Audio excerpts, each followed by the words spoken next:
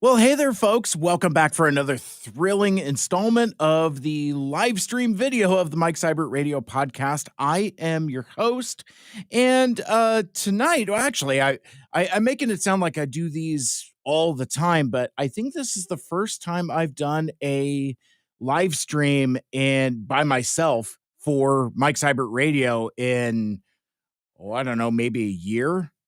Holy smokes, maybe longer? I don't know. You might have to let me know in the chat.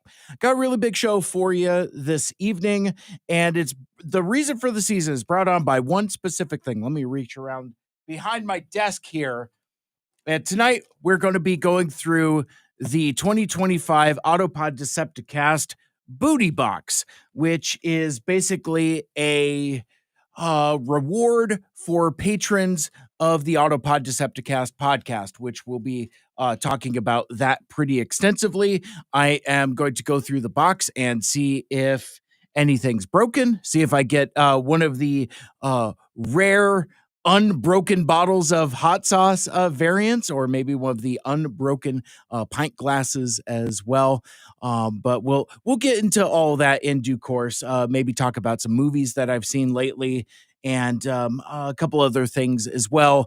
And maybe do some open Q&A, time permitting, depending upon how long I want to hang out, depending upon how long you want to hang out. So if you want to be a part of the show, join me in the chat, either on Facebook or on YouTube, depending upon where you're watching. I think this is actually streaming on Twitch as well. One of the things I discovered when I re-upped with Restream, I used to be on StreamYard for a while until they doubled their prices. When I signed back up with Restream, I discovered that a lot of my settings were still there, including a codec to stream on Twitch. And I'm like, okay, well, I guess we'll just push it to Twitch as well. So maybe there's some folks watching on Twitch as well. But yeah, no, I guess like I said, we're going to go through the booty box. We'll talk about some podcasts. Got some cool stuff coming up this week. And I guess I'll start with. Oh, actually, sorry. I should have said if you would like to ask me questions, feel free and put that in the chat. I'll glance from time to time, but for the most part, for this first portion of the show, I'm just going to kind of go, and then time permitting, I'll loop back around and ask questions. But yeah, I mean, shoot, ask me anything. Ask me about podcasting, about booty boxes, about things like that. But yeah, should be a fun night. I want to start with last weekend. Last weekend was TFCon LA 2025. I did not have the occasion to go. I've accidentally found myself on the every other year program, it would seem, with TFCon LA. It's a convention I really like, but it's kind of a rose and a thorn, because I feel like TFCon LA has gotten incredibly large, almost too big. They succeeded too well in their mission to make that the go-to place, the premier fan run Transformers convention. So even the last time I went last year, like it had sold out. They stopped selling tickets on Saturday, and it reminds me of the latter days of when I went to Emerald City Comic Con in the last pre-COVID year in 2019. In fact, actually, this is the first time in 6 years that Emerald City Comic Con and TFCon LA were on the same weekend. So I thought that timing was kind of interesting. And unlike in 2019, when I went to both Emerald City Comic Con and TFCon LA, 6 years later, I'm a little older, a little wiser, a little slower, a little fatter, and I went to neither. So I just and I didn't necessarily plan it that way. It just kind of ended up organically that way. I don't think I'll ever go back to Emerald City though. I went to that convention from its beginnings, and there just isn't anything for me anymore. Like it in the new convention center, the configuration is all screwy. There's a focus on celebrity guests, and if from what I've seen on Facebook and some of the groups, a lot of folks unhappy with their celebrity experiences, and it's kind of funny reading some of those stories. Kind of reads a little bit like my infamous William Shatner story that I've told on the podcast before. I'm not going to tell it now. Basically, dude was either having a bad day or was, in the context of what I'm seeing now, being run too hard by handlers. A lot of stories about like botched autographs, unsatisfactory experiences with the celebrity guests, rushed photo ops. And I think what's happening is the convention is overbooking times for the celebrity guests. So they're just kind of like trying to push them through like so much cattle. And I think that makes for a poor experience for the attendees. And, um, and not from what I could see, not a whole lot of comics at the comic convention. And that's kind of a problem for me. I don't go to Emerald City for entertainment guests.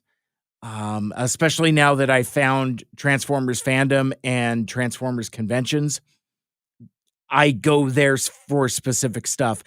I don't necessarily feel the compulsion to go to a general convention where it covers a little bit of everything. And as I get older and pop culture drifts away from me and my generation, um, it's okay for stuff to be for other people. It's just that those other people aren't me. But anyway, Emerald City Comic Con happened this weekend. Some folks seemed to have a good time. Other folks didn't.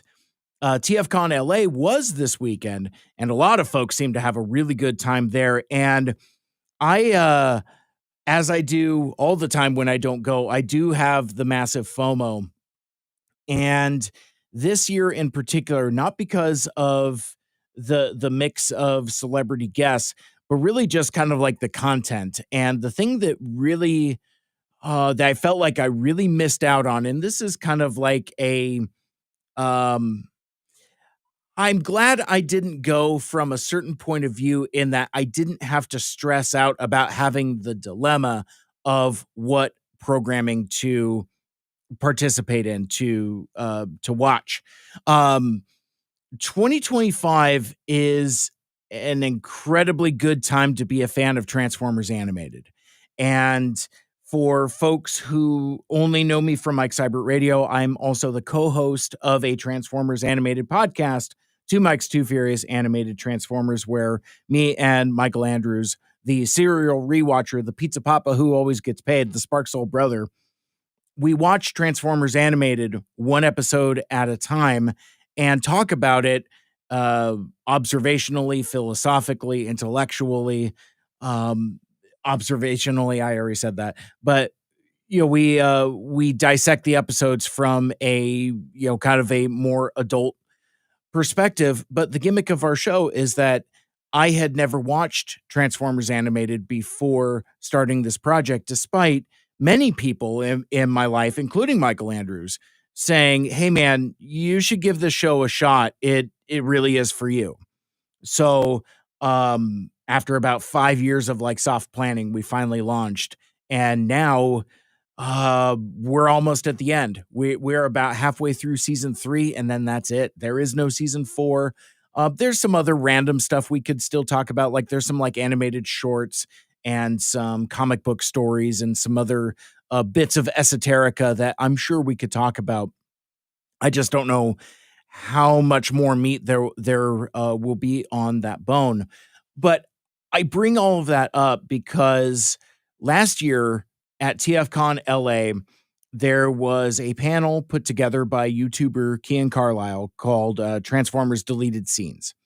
And basically what this guy has done, he's a talented YouTuber and content creator in his own right, but also he recruited um, a, animators, storyboard artists, and voice talent as well to bring deleted scenes from Transformers Animated to life.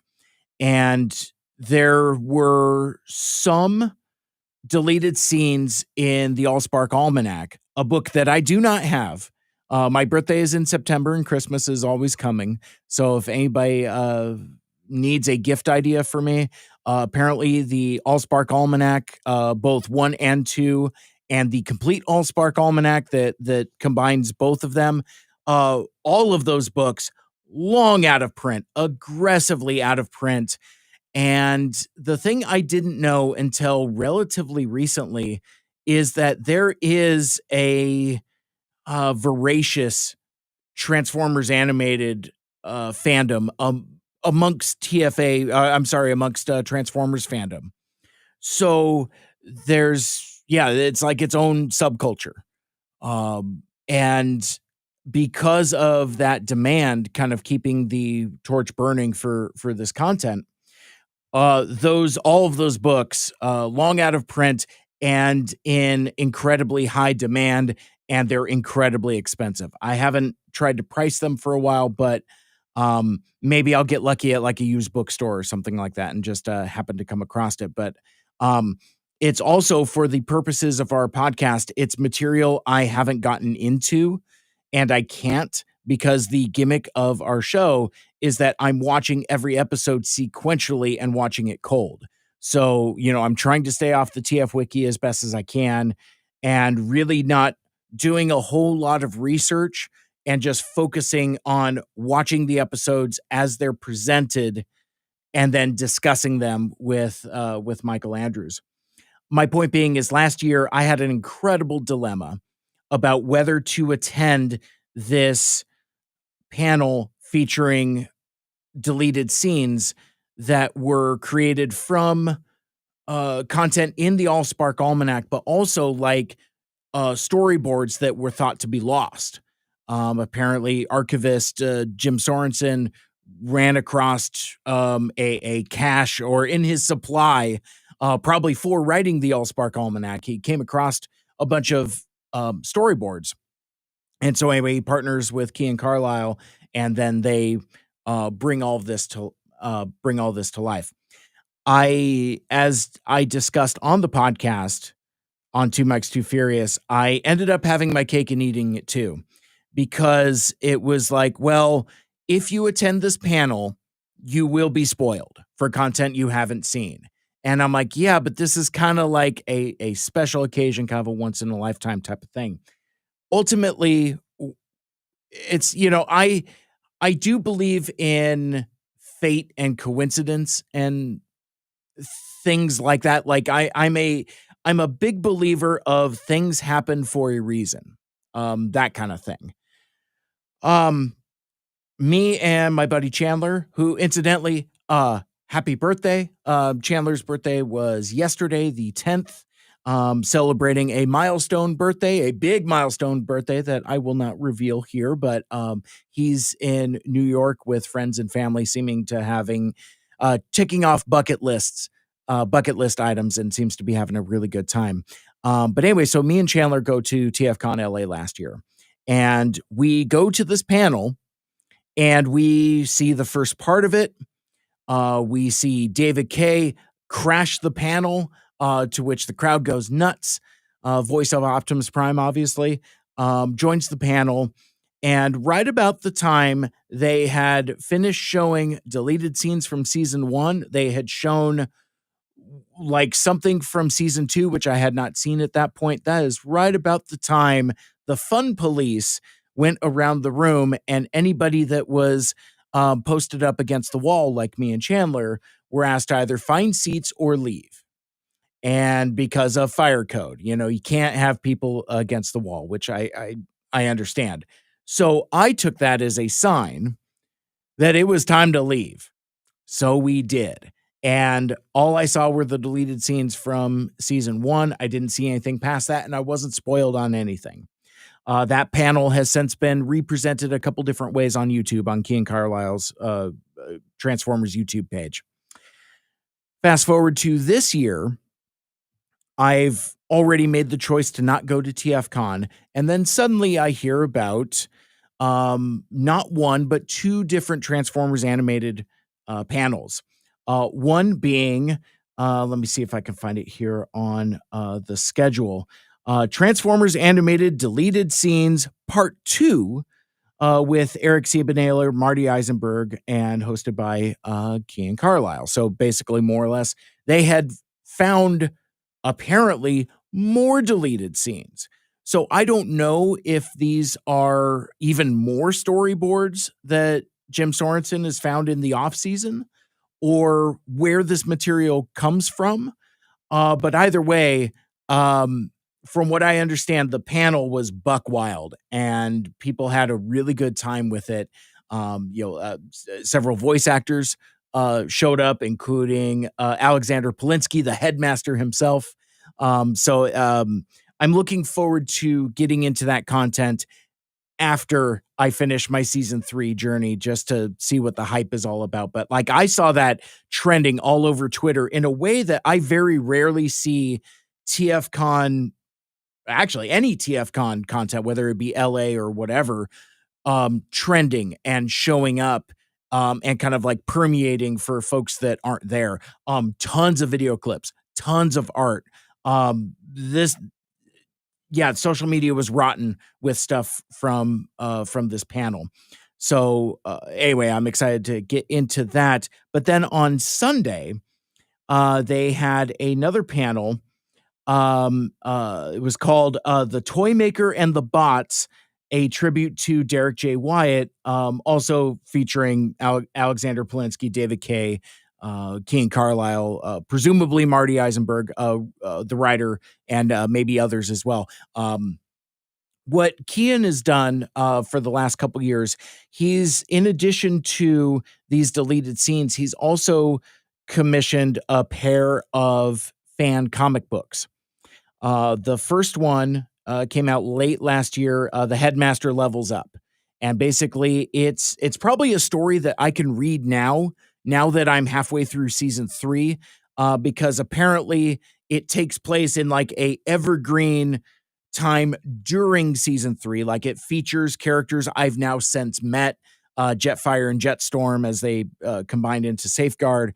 And basically it shows the return of the Headmaster, a character which I now know we never see again in animated. I've seen him for the last time when he was hanging out with the Constructicons there. But anyway, like, this that was Headmaster Levels Up from last year. This year, he commissioned another fan comic, again, partnering with Transformers fan artists, and as well as Marty Eisenberg himself, a series writer, to write it. And basically, it's a comic dedicated to lead designer Derek J. Wyatt, who passed away in 2019, or 2020, maybe 2021. I don't know. He passed away before we started Two Mikes Too Furious, and before I was really kind of part of the fandom. So we talk about him in the past tense, that kind of thing. So, but this comic, The Toy Maker and the Bots. Let me see if I can. I thought I had, actually. I'm just going to do a screen share, and I am going to show off. Actually, I don't want to just do a scroll of Kian's Twitter. I'm looking to see if I can find a cover of The Toy Maker in the Box, and it doesn't seem like I can, now that I'm scrolling through my wheel, trying to find it. But basically, like, this book was a hit at TFCon. Selling copies at a couple different artist tables, things like that. But within this panel, so from what I understand, and I haven't read the comic yet, but from what I've seen briefly, is that it's a bit of a tearjerker. And one of the things that Kian says of the comic, of Marty Eisenberg's writing, he says, "I think Marty's Toymaker story is beautiful because it gives Derek agency over his passing. this time he chooses to leave and he gets to explore the galaxy with his favorite Autobot and favorite Decepticon. It will always be a huge honor that I got to work on this. Spoilers for the end of the Toy Maker in the Box, by the way. I just totally spoiled that. But anyway, it's just a really really nice thing that I'm really excited to check out. And again, after I finish up season 3, there were also slides of Bumblebee Prime. And apparently that's the big announcement that Kian is going to continue to work with Marty Eisenberg, and they're going to write another fan comic featuring Bumble Prime. I don't know if that also is where they're going to incorporate Shattered Glass, because they also showed concept art for TFA Shattered Glass, and Shattered Glass is basically the mirror universe for Transformers, where like the Decepticons are the good guys and the Autobots are the bad guys. Looks very, very cool. Point being, I didn't get to see any of this content at TFCon. But I saw a number of folks that did. One of the other panels that was happening was a writers panel. And my good friend Whirl from Cybfest Northwest basically was sending me, first it was texts, then it was pirate video of things from this panel. And more or less, the writers were talking about on Animated what they had the freedom to do without Hasbro kind of messing with them. So I thought that was particularly interesting. I'm hoping, if our schedules line up, to have Whirl on the show, either for Mike Seibert Radio or Two Mikes Too Furious, to talk about their experience at TFCon and some of the panels, and to see if they got to see any of this TFA stuff that is really popping. Whirl also happened to, speaking of Animated and speaking of TFCon, brought me home a few gifts, which I was incredibly grateful for. I'm going to get to the APDC booty box in a sec, but I want to show off some stuff that I got. First, I got a sticker of Optimus Prime's iconic axe from Transformers Animated. And if you are familiar with that show, I happen to like this weapon quite a lot. In fact, I've said very recently that I think I like Animated Optimus's fireman's axe more than I like his ion blaster. In Animated, the Autobots don't have guns, they have tools. So I think that's a really clever way of doing the Autobots differently than previously. But anyway, so that's a very cool sticker of Optimus's iconic axe. And then also, I think it would seem that my two favorite characters are now Animated Optimus and, of course, my dude Soundwave. And Whirl gifted me this really cool acrylic keychain, which has Soundwave, and if you look inside his little miscreant cassettes. So I think that is really sweet. Not to dox myself too much, but I live by the airport. So when Whirl got back into town from LA, we happen to live in the same state. My house is on their way back after getting by the airport. I was at work, so I missed them. But they stopped by and dropped off these goodies, and I'm incredibly grateful for that. I always makes me warm and fuzzy inside when folks think about me and give me gifts.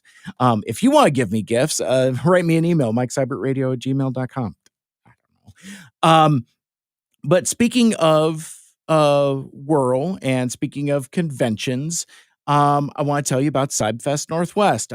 See what I did there? How about that for a transition here? Cybfest Northwest obviously is our fan-run convention in the Pacific Northwest. That's not supposed to do that. It's supposed to do it the other way. I have my screens all wrong. There we go. That's close enough. Want to let you know that attendee registration is now open for CyberFest Northwest coming up on July 12th, 2025. That's again at the Kent Commons Community Center in lovely Kent, Washington, a few miles south of Seattle.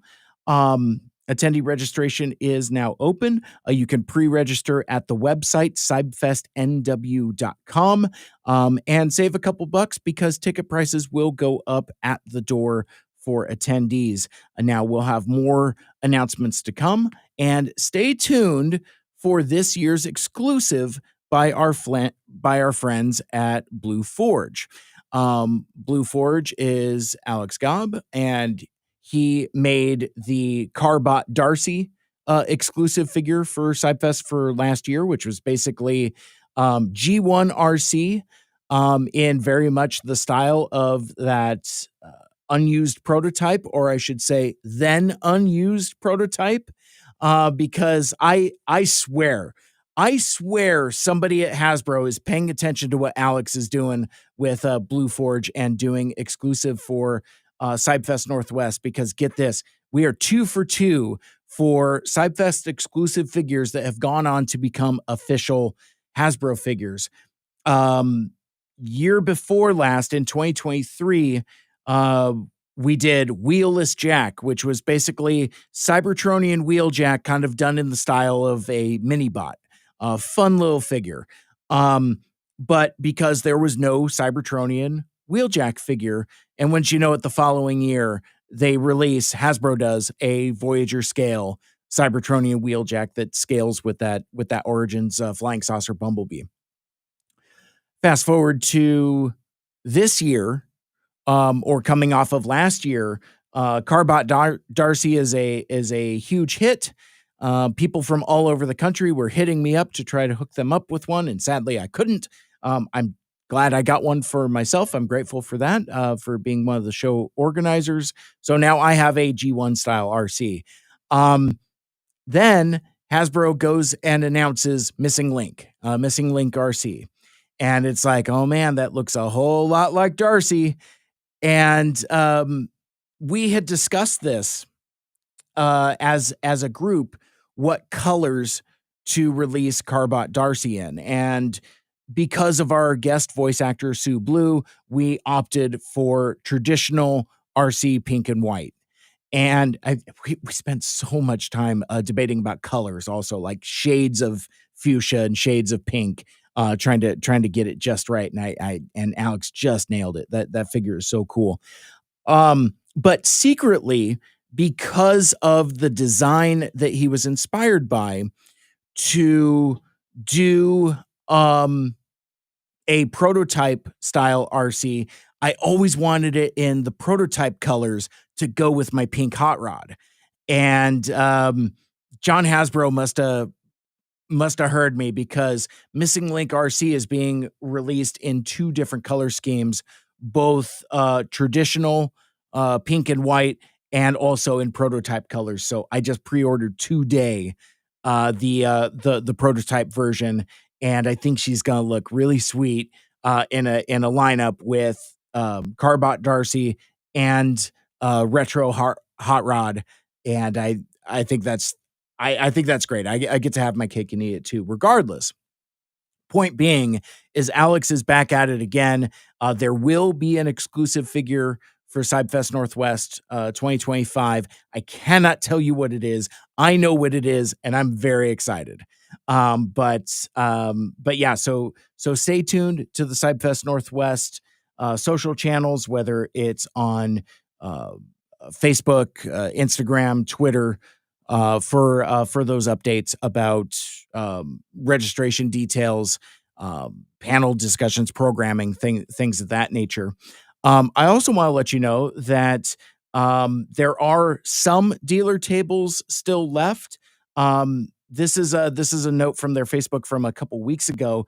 We're starting to roll out dealer applications. If you don't have yours yet, don't panic. We still have a few more to process. Assuming all invoices are paid, this means our Artist Alley tables are low, just one left, and our commander class tables are now waitlisted. Please apply for your ideal table size. If you've accepted, but we can't fit you into your preferred table size, we'll reach out with alternatives for you. So there's a few different dealer table size, but those are going fast. So if you want to be a dealer at Seibfest Northwest 2025, head over to the website, seibfestnw.com, for more details on how to register. And we have dealer tables of various sizes. And I am hoping at some point soon to have Ben from the organization team, and possibly Whirl and whoever else would like to join me to do a podcast where we're talking about Seibfest and what's coming up for this year, because it's been too long since I've had the opportunity to discuss it there. Okay, so now that I've spent a half hour doing preamble pre-show stuff, let's do some booty. I can't help myself. I just like I said, I like doing these live shows, but I am a little bit out of practice. So I'm kind of more accustomed to, I don't know, getting a Flintstone style head start underneath me. So those of you that were expecting booty right away, I apologize, and I appreciate your patience as you're hanging out with me. So what is the booty box? As I had mentioned at the top, basically, it is a award package, perhaps, for patrons of the Autopod Decepticast podcast. Within, there will be various art trinket adjacent items, glassware, posters, buttons, stickers, prints, all kinds of neat, fun stuff. But what is the Autopod Decepticast? That is a podcast hosted by three longtime friends, Aaron, Ryan, and Caleb, from Springfield, Missouri. And they started their show. And again, I've told this story every time I've done one of these, but every one of these is everybody's first, so bear with me for a sec. When I pivoted to Transformers adjacent podcasting in 2017, I was making friends with all kinds of other podcasters, mostly movie podcasters. And I was recommended a podcast called Autopod Decepticast, where it's a minute by minute breakdown of 1986's The Transformers the movie. And if you know anything about me, my favorite movie is 1986's The Transformers the movie. And I was blown away by the idea of a podcast that talks about 1 minute of the movie. One episode equals 1 minute. And I think I started listening to them at around episode 30, something like that. No, wait a sec. Maybe I was on episode 30 something. I don't remember. See, when you go back 7 years with folks, the details start getting a little murky. But regardless, I discovered the show, binged it until I got caught up. And then once I got caught up, I started interacting with the guys, made fast friends. Before I realized it, I was on their show. They were on my show. And then in 2018, we all attend TFCon Chicago together. They host a panel based on their podcast. I think it was like G1 Movie Madness or something like that. Infamously, the one where we screwed a case closed, called it Deal or Can't Deal. And I had to, game show host while some poor bastard tried to open a case that he couldn't open, while I get the crowd to chant, open, damn it, open, which I'm still particularly proud of. But no, I am so proud of what these guys have accomplished. It's really kind of like a, when I left you, I was but the learner. Now I am the master. Like they took a lot of inspiration and coaching from me, and have very quickly surpassed whatever the hell I was doing with Mike Seibert Radio. They have cultivated a very loyal fan base, a terrific international fan base with folks from literally all over the world. And it's very cool to see what they've accomplished. But in addition to being podcasters, they're also artists, traditional art as well as graphic design. And basically, hey Nick, I see you in the chat. But they wanted to have an outlet for their artistic pursuits in addition to the podcast. So that's kind of where the Booty Box comes in. Now, this is the third iteration of the Booty Box. They did some art stuff beforehand, like a couple series of buttons and some art cards and things like that. But this is the third actual Booty Box proper. So basically what they do is they spend the entire year coming up with different kinds of art things, and each year has escalated with the amount of stuff that's included, and a lot of it is memes and inside jokes and references from the podcast itself, but also being evergreen enough to appeal to Transformers fans. So who is this stuff for? This is for everybody. This is, for fans of Transformers. Let's put it that way. And mostly fans of Transformers the movie, fans of Transformers G1.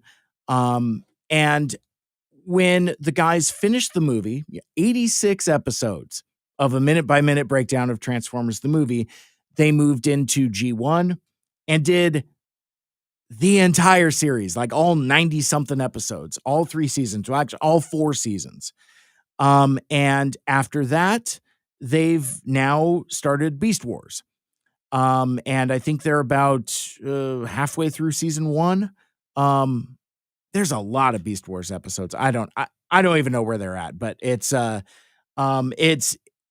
journey into nostalgia that continues. And really, the thing that I enjoy most about their podcast, I like the content. Don't get me wrong, because like that was like, as soon as like they make reference to Lithonian space wizards and other middle school terms that they're like a Gen X touchstone for teenagers of the 90s, I knew these were my guys. And it was kind of like the beginning of me making friends with folks my own age. Something I really hadn't done until I had gotten into content creation. Even when I was at KGRG, I'm hanging around with kids up to half of my age. So throughout most of my life, I've related with folks either older than me or younger than me. Very rarely folks my own age, and hooking up with the APDC guys changed that entirely.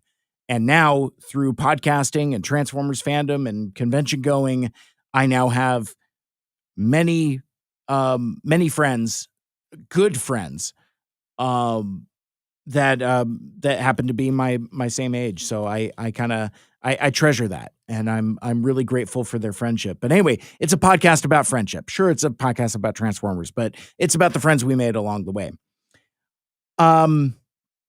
So anyway, they started a Patreon. They wanted to have an outlet for their stuff. And this seems to be the way that they wanted to do it. And it is the most prohibitively expensive way to get your arts out.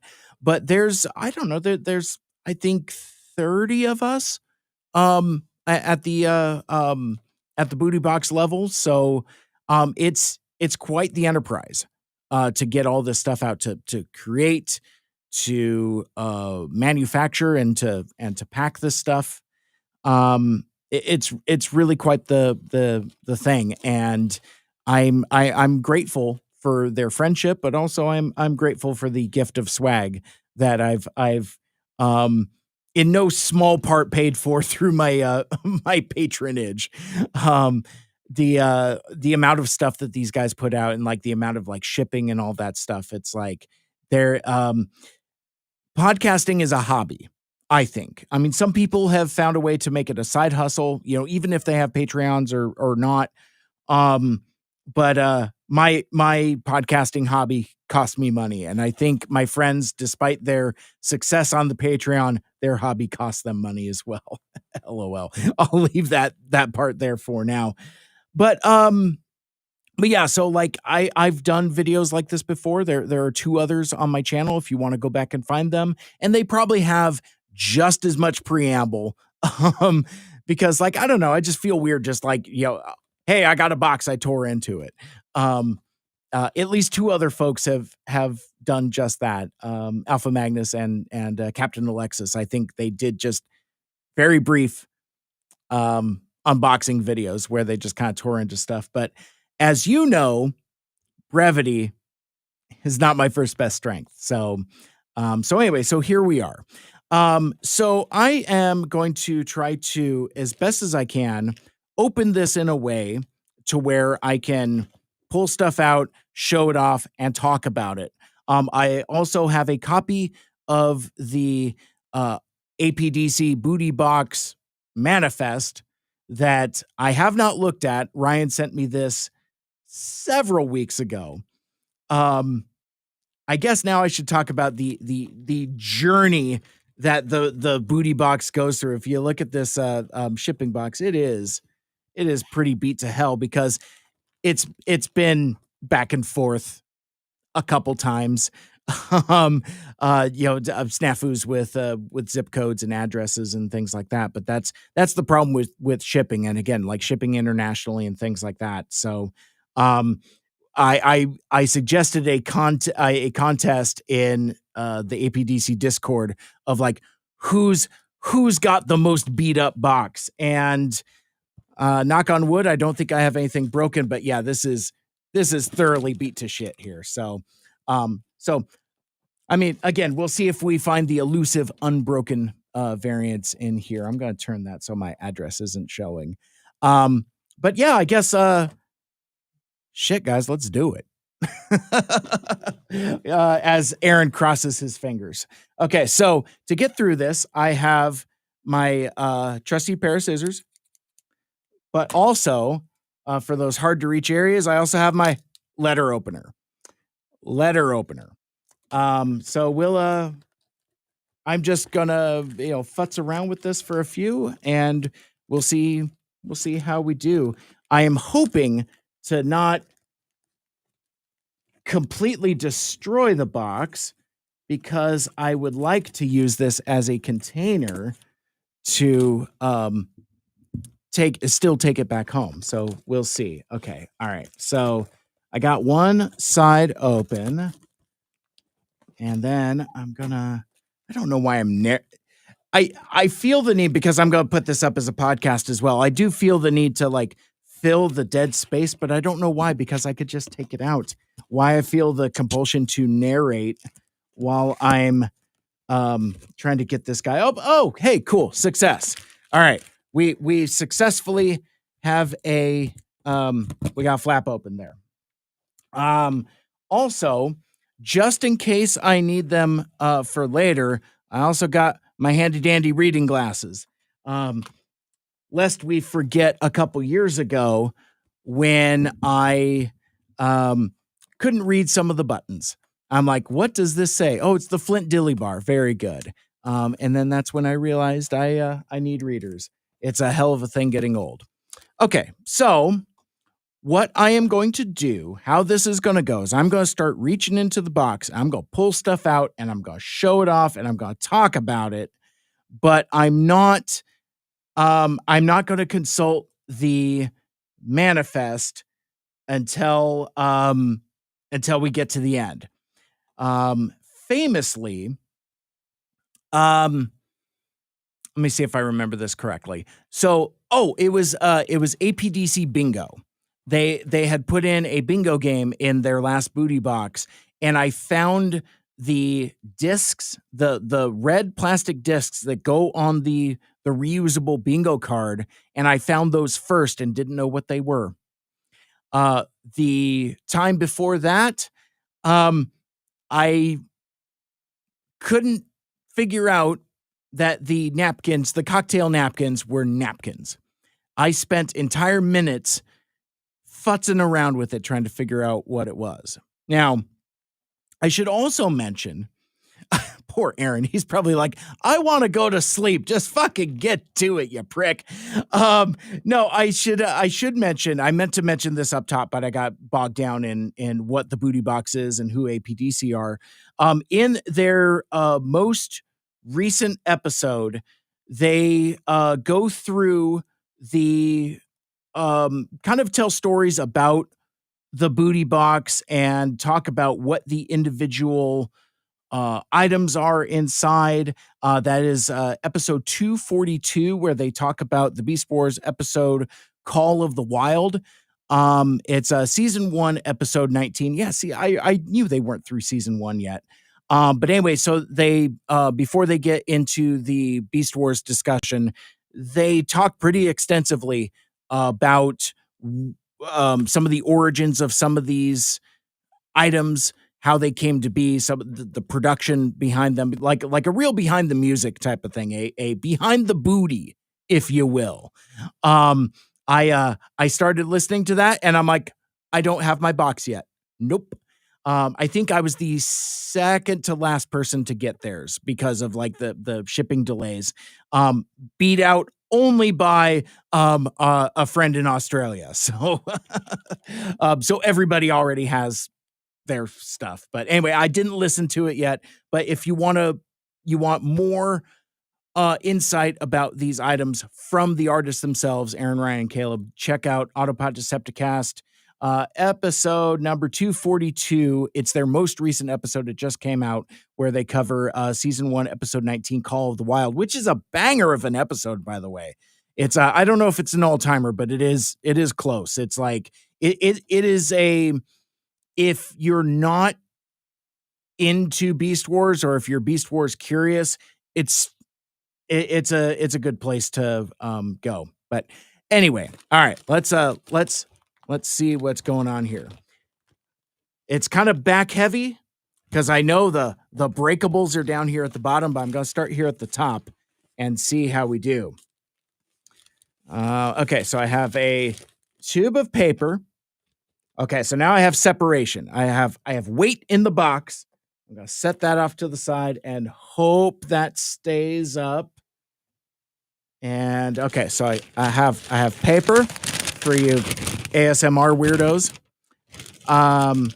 And then we're just going to try to unroll this, and we'll see how we do. All right, so it looks like we have posters and prints and other goodies. Oh shit, and stuff is it's all falling out. It's all falling apart. Okay. All right, let's see how this goes here. Okay, I put the paper over here, discarded cardboard over here. We'll start with on the back of every APDC poster and print has the official stamp of the Autopod Decepticast, indicating that it is truly authentic merch. So accept no substitutes and no fakes.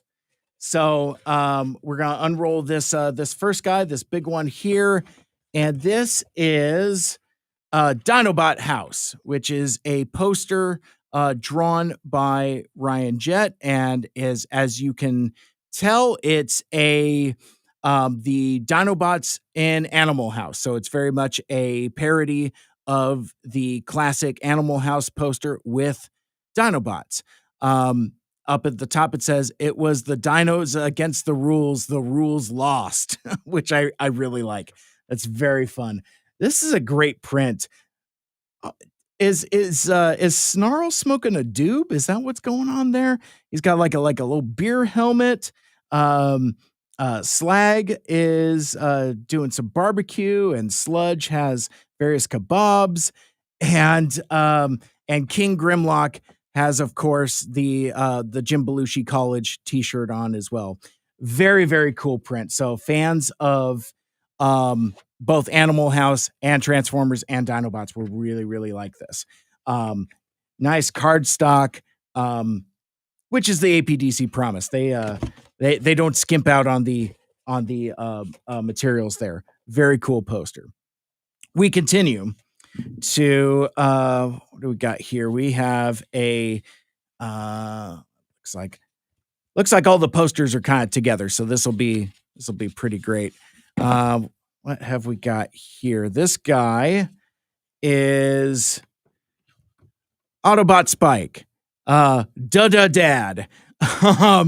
um, and that is moody as all get out. I really like it. So it's a representation of Autobot X from the famous Autobot Spike episode, with the specter of Spike looking over. And this looks like this is some pretty sick Aaron Thweet toy photography in there as well.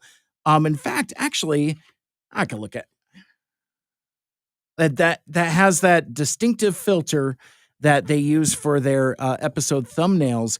But man, like I'm looking at it through the camera as I'm showing it here.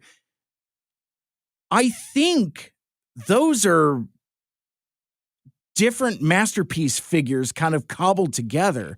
So I don't know what kind of trickery Aaron is doing here, but it looks like, because like, for the episode Autobot Spike, basically they Spike is injured and his consciousness is downloaded into this Frankenstein robot made of spare parts.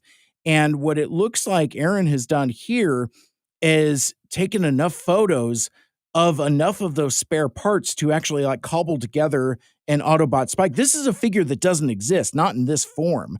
Like I think there's a couple third-party Autobot X's, but they don't look like this.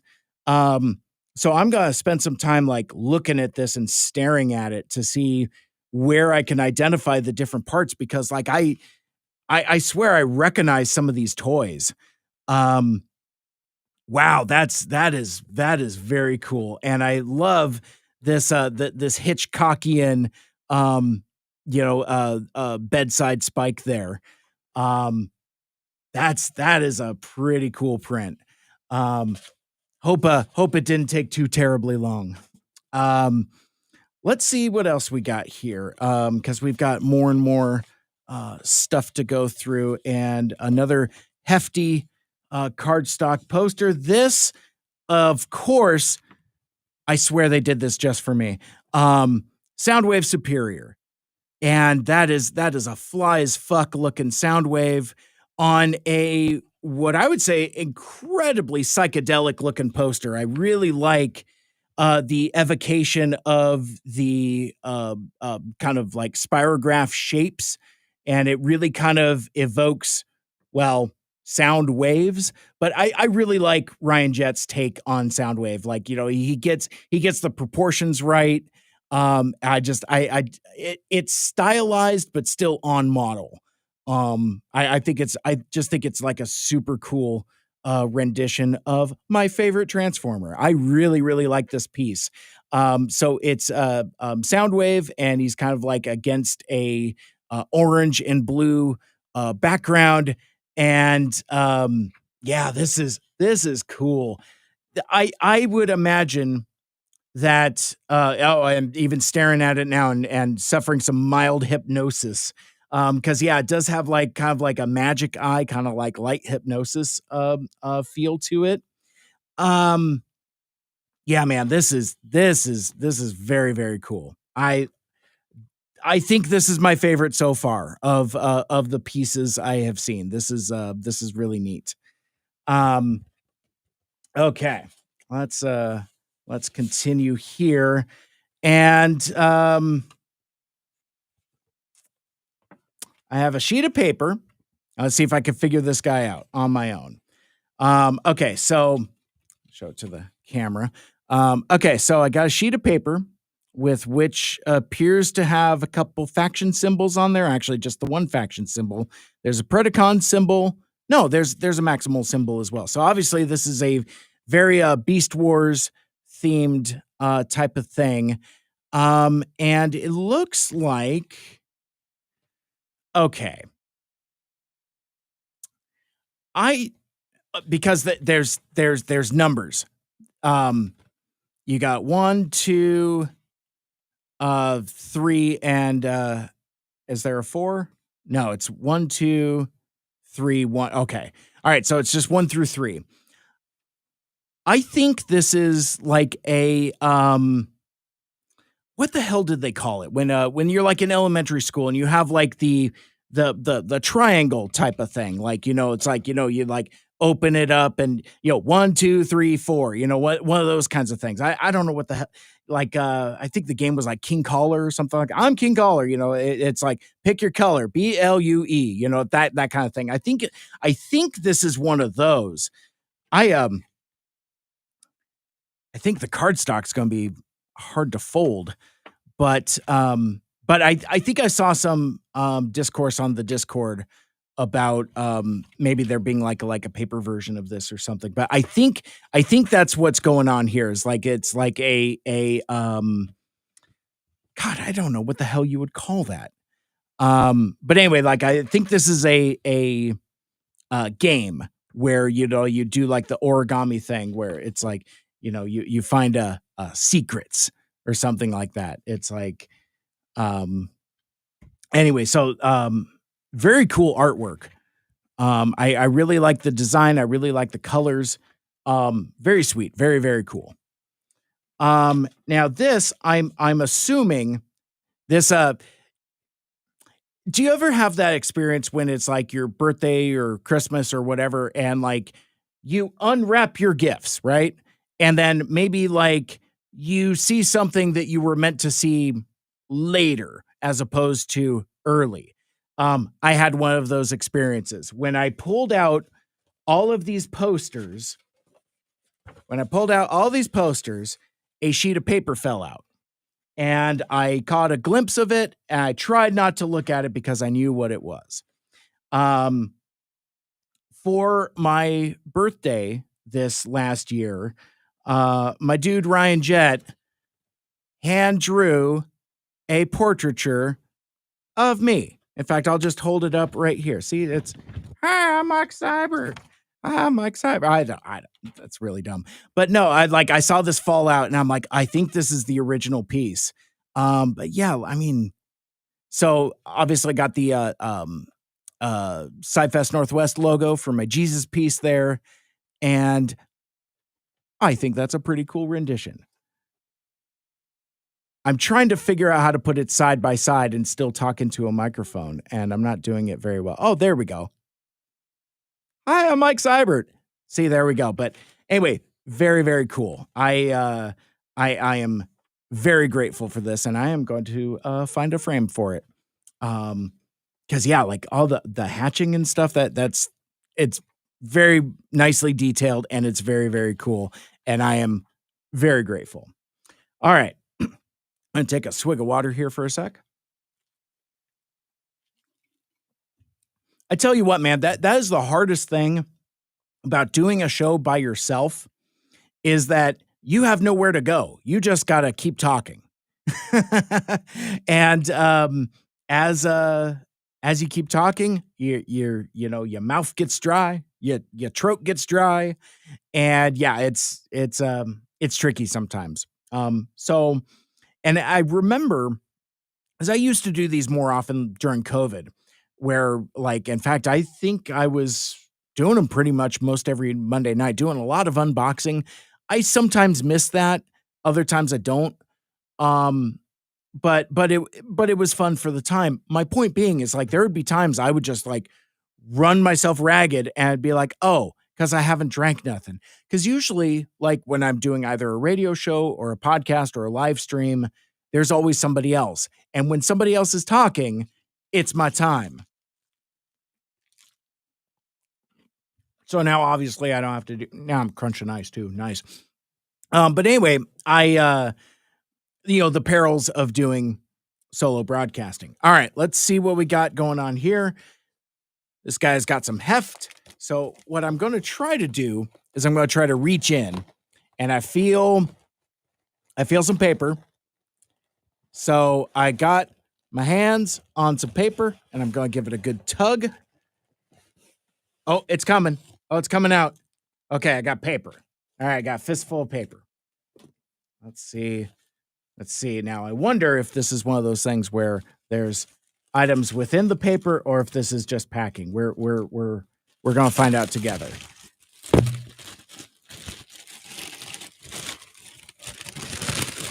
Paper. just paper. Okay, well, all right, so we'll reach back into the booty box. Maybe I'll move this a little bit. Oh, there we go. Okay. Okay, I feel some plastic. Oh, I feel some bubble wrap.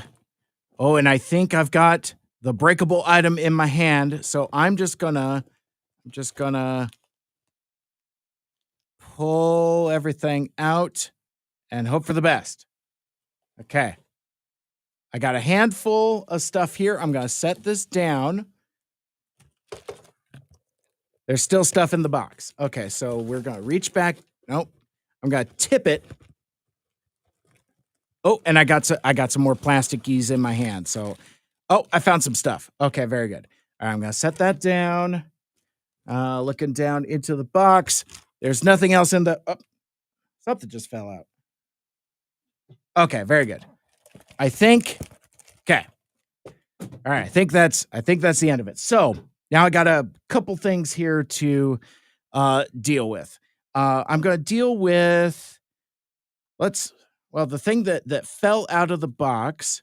I have a spangly APDC sticker and or magnet. Let's find out which it is. Because the back of it is a magnet. What I don't know is if this is one thing or two things. We will find out together. Oh shit, it's many things. It's many things. So you got a spangly APDC. That is a sticker. You got another spangly APDC sticker.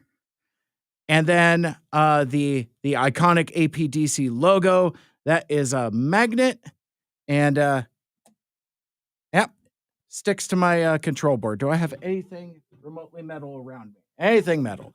Oh.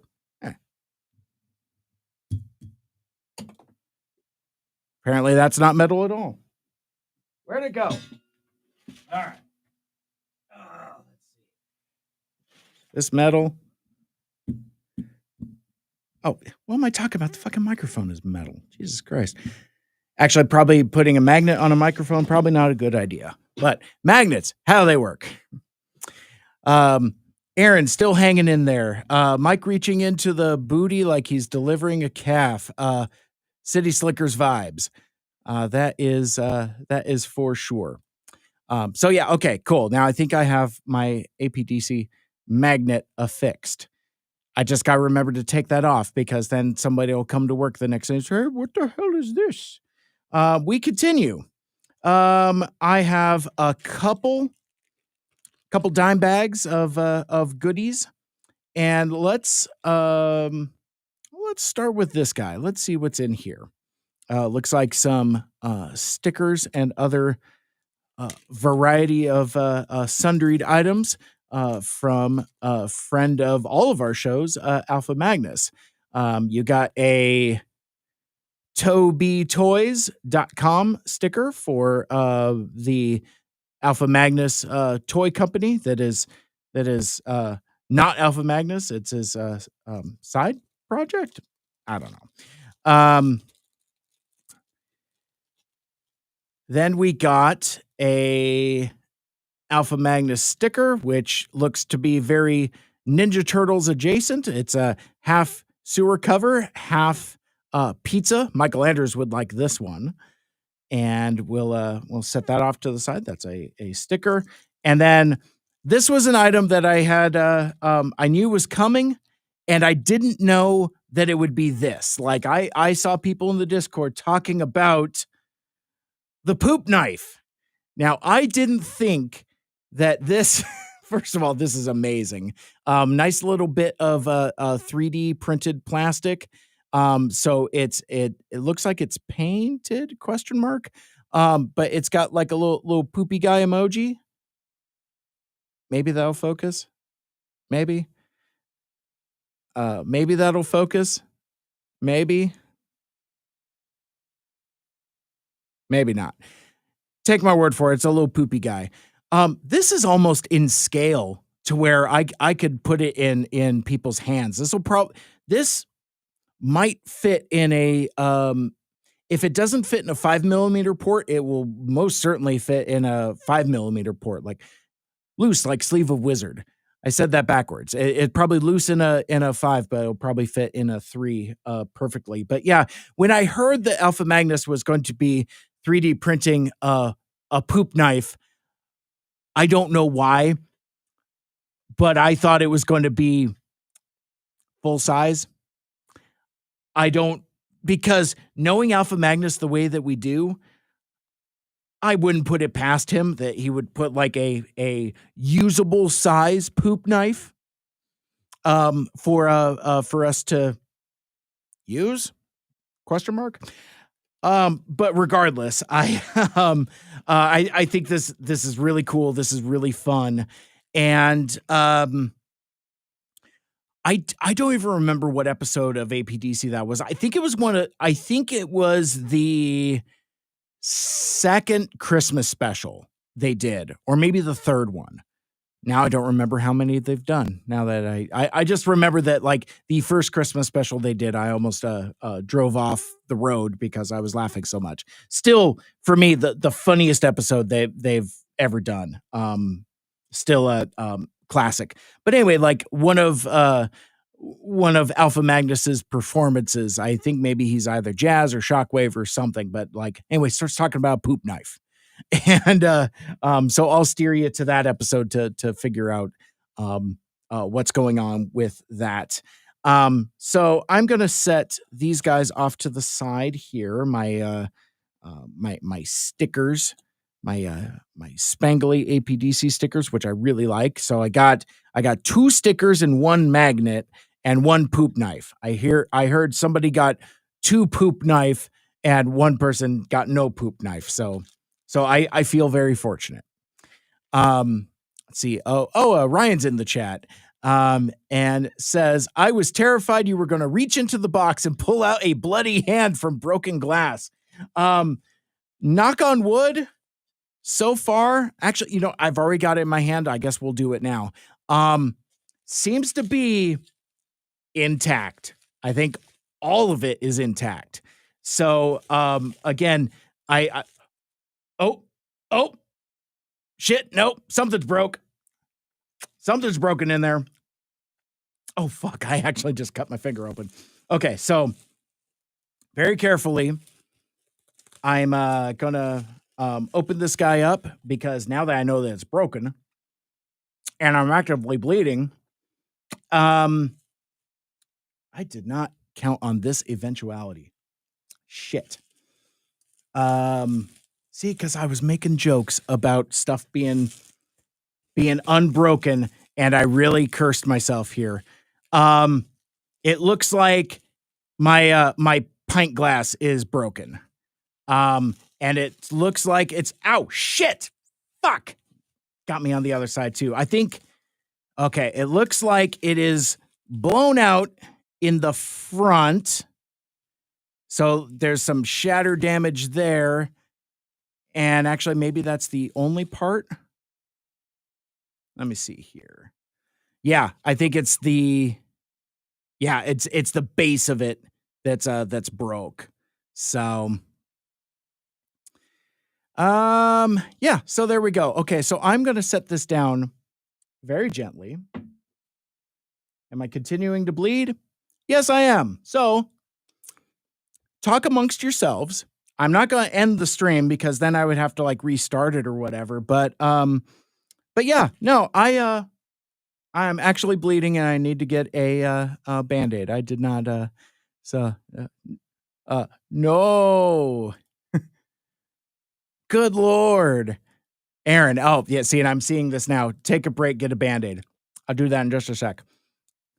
Caleb, who's watching on Twitch, oh, Jesus, watching a lawsuit unfold in real time. It's true.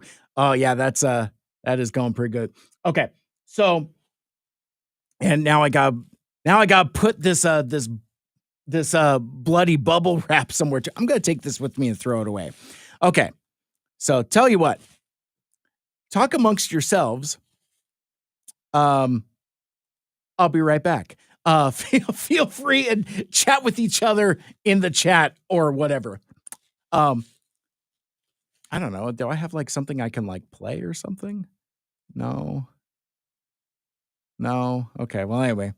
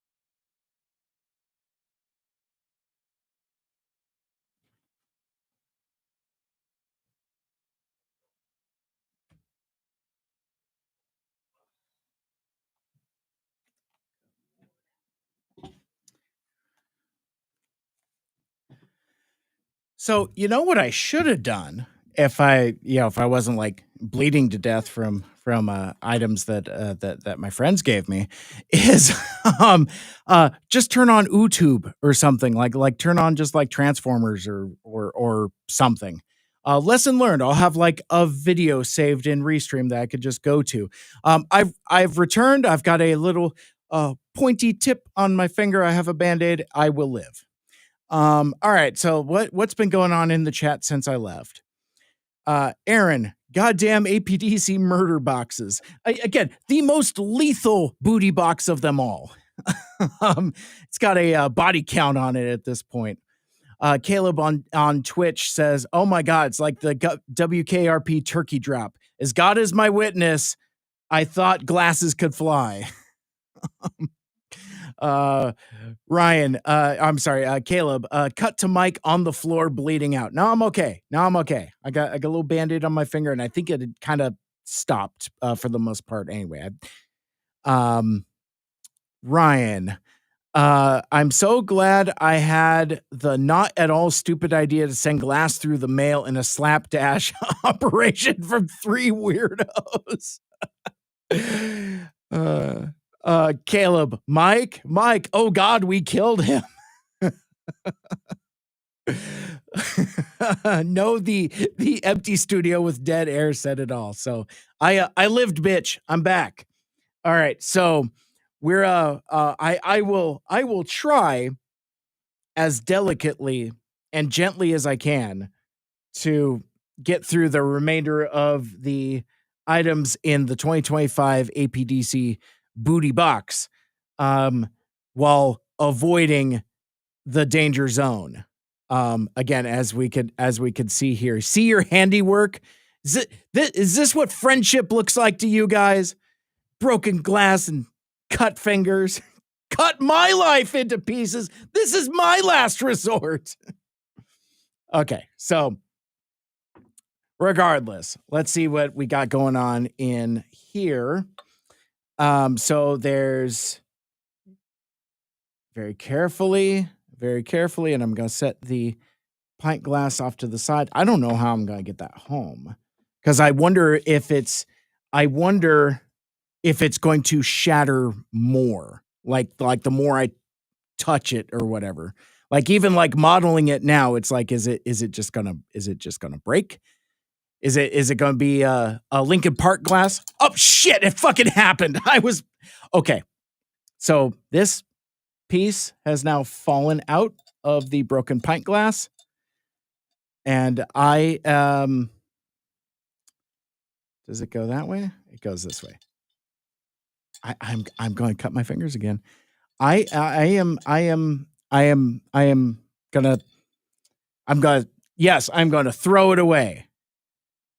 Much like Lincoln Park. Throw it away. Okay. Shit. Fuck. Okay. I need to stop.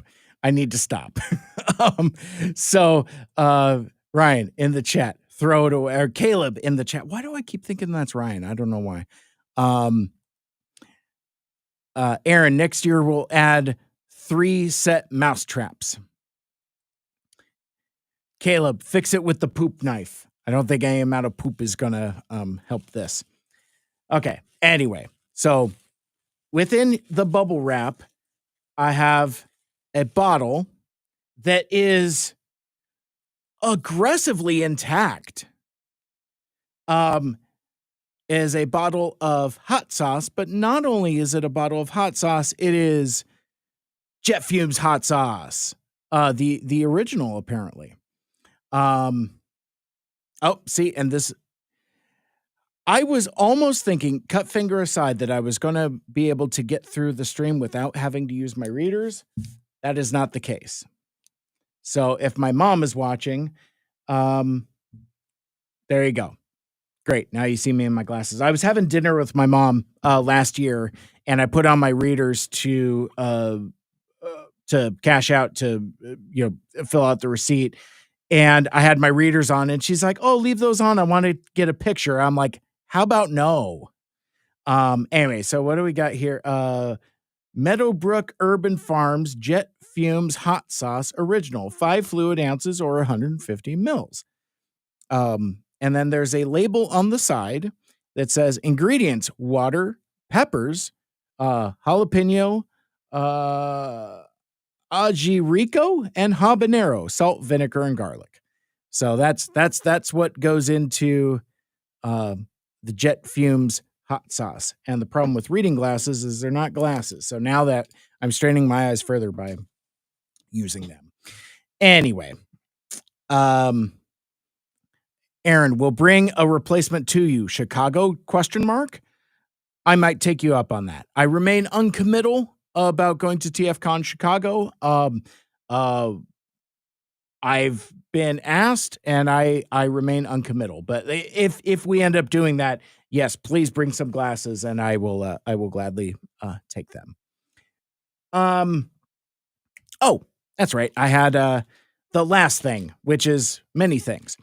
I got a set of buttons, and this is the Autopod Decepticast 5 collectible pins. And this is, as you can see below, this is Series 5. So I'm going to have to figure out how to reconcile this continuity, because there have been 3 booty boxes, but 5 sets of pins. So now I got to go through all my stuff at home and figure out, because I know y'all were doing merch before you decided to do booty boxes. So I think that's where the discrepancy in the pin sets comes through. But I need to go back through my videos and my posts and stuff to figure it out. But regardless, new set of pins from APDC, which is one of the highlights of the booty box for me, at least, because I really like buttons. So there's a bunch of in here, and we'll just kind of go through one at a time. Caleb corroborates my story and says correct. Okay, very good. So, but and I've talked about this before every time I've done one of these, is like I really appreciate the dedication to packaging aesthetic. Like, everything's got like, little bags, even like with the pin set, it's got social media information. It just looks very polished. Something that would look very handsome on a artist alley dealer table. Um I will say now that because this is a one-way chat instead of we're all on mic together, if you haven't applied for a artist alley table or a dealer table at TFCon Chicago by now, you're probably not going to get one because they're probably sold out already. I would recommend pursuing that soon if you haven't yet. I was going through and editing the Two Mikes Too Furious episode, and there's this lengthy discourse about dealer tables, and it's just like, yeah, you gotta get on that like 6 months before. So, I would recommend getting on that. Let's see. Caleb in the chat, 2 sets of pins before booty box is very rare. Gotcha. Okay, so anyway, let's talk about what's in the pin set. What's in Series 5? First, we've got the Quintesson Prosecutor. And I thought, and I'm looking through the other pins in here. I'll tell a story as I'm wont to do. But no, very, very cool. I like a nice rectangular button. But like this was accidentally shared with me and Michael Andrews in our group text. Apparently the APDC guys have half a dozen group texts, some of which include me, some of which include Michael Andrews, some include me and Michael Andrews. Anyway, it got shared in one of those, and we saw it and immediately forgot that we saw it. It's like, oh no, I can't, it's forbidden spoilers, that kind of thing. But when I first saw this, I thought that perhaps this was going to be part of a theme. And spoilers, if this ends up becoming a theme, or if it becomes a theme, you're welcome for the idea. But to me, this kind of had a very Gorillaz flavor to it. So I could see in like future booty boxes that they do like the other Quintessons in that Gorillaz album cover format. I know it's just a side profile, but for some reason that's what I thought this was. That there was going to be like, I didn't know it was going to be a pin, a button. I thought it was going to be like a quad print, that kind of thing. So it's funny when you have forbidden knowledge and the things you come up with on your own. So anyway, there is the Quintesson Prosecutor. Next up, we have a pin that is burgundy and purple with some bizarre alien writing on it. That these jerks are going to make me get out my readers again. Readers are back on. And I don't recognize the language. I would imagine it's some kind of alien language, perhaps from the Beast Wars, because that's I'm trying to do my influencer hand here to get it to focus, and it's not doing it. But anyway, it's a alien language that I don't recognize. But if I were to guess, so it's not like Cybertronian glyphs, like from like the live action movies. I don't know if it's one of the fonts that Jim Sorensen made up, starting with Beast Wars. In fact, I think he's come up with like all of the Cybertronian languages from Beast Wars forward, but I don't know that for sure. I'd have to ask him. But based on the colors and kind of like the arrangement of the letters, this probably says something to the effect of maybe like a Autopod Decepticast type of thing. I think that's what we're going for here. And in that case, I think that's very cool. we continue. You got a vote burger. A vote burger for mayor. That, of course, being Sean Berger from that. Oh hell, what episode was that? Prime Target, maybe. Um, it's is that the one with the big game hunter guy? Is Sean Berger the big game hunter? No, I think I'm mixing that up with anyway, that's this corrupt politician guy. Sean Berger, and it's a cool vote for mayor button. Very cool design, very cool art. Really like it. Let's see, what else do we got here? We got I like this one. Chester Cheetor.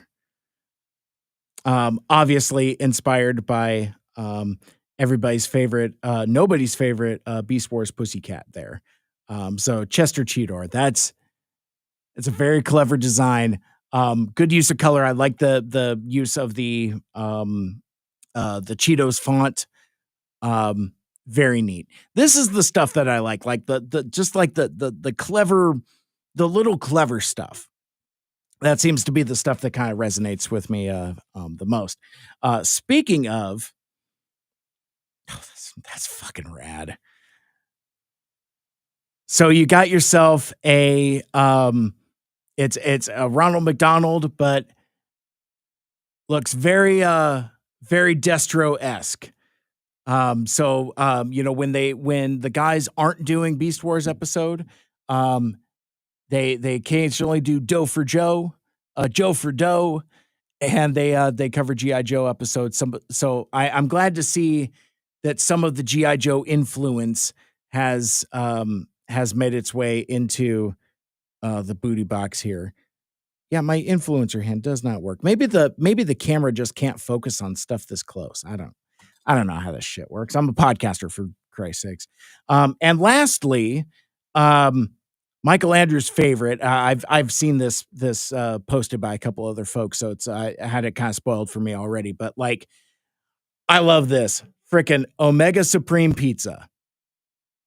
So it is Omega Supreme, and it's a very cleverly designed logo, and it's Crystal City Cybertron, which of course, knowing the secret of Omega Supreme, that's what we're looking at there. So that is series 5 of the Autopod Decepticast button set, and I think that is the APDC booty box. Now, as promised, I mentioned that, I mentioned this like over an hour ago, where it's like, I have the manifest, but I'm making it a point to not refer to it, because I wanted to go through all this other stuff with you, because I think folks enjoy watching me try to fumble around. There are shards of glass on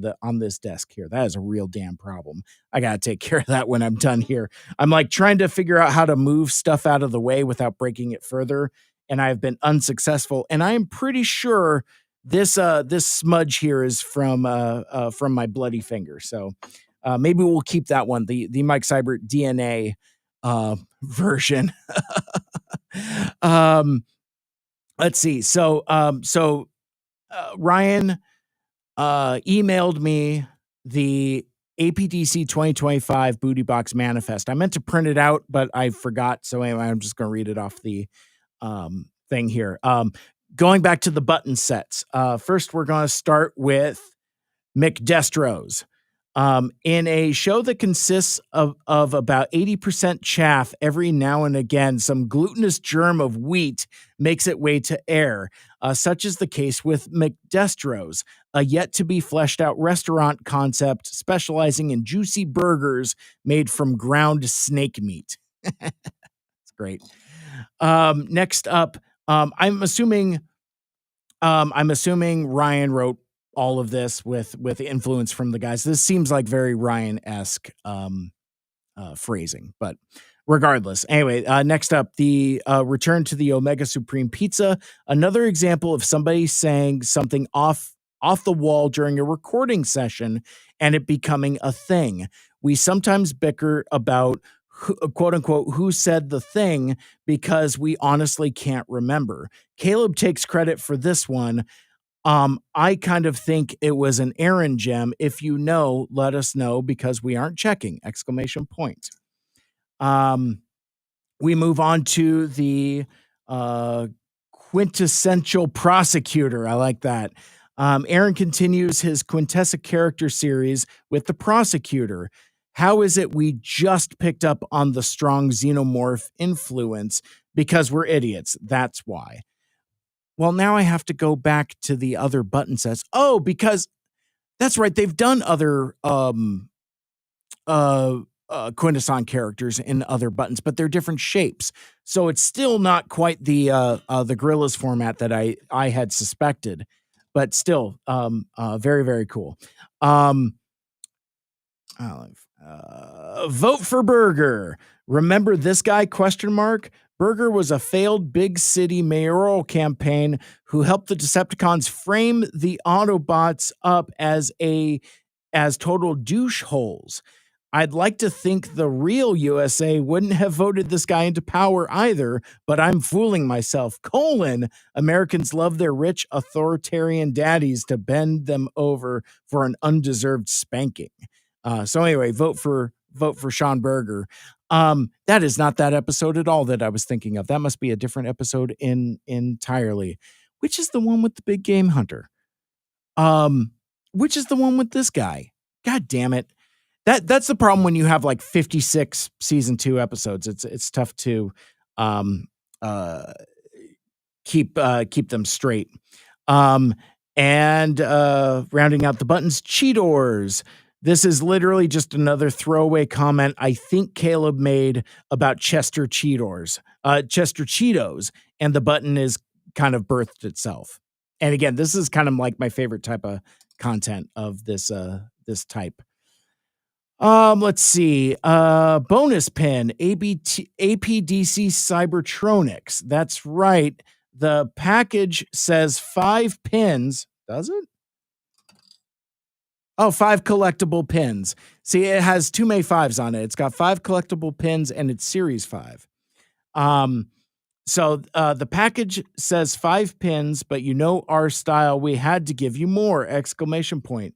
This pin may look like gibberish, but it's the Cybertronics letter for APDC in both Maximal and Predacon. Yes, a pin nobody else will understand. I like it. Very clever. I enjoy items that need explanation.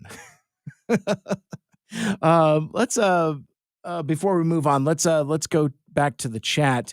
Let's see.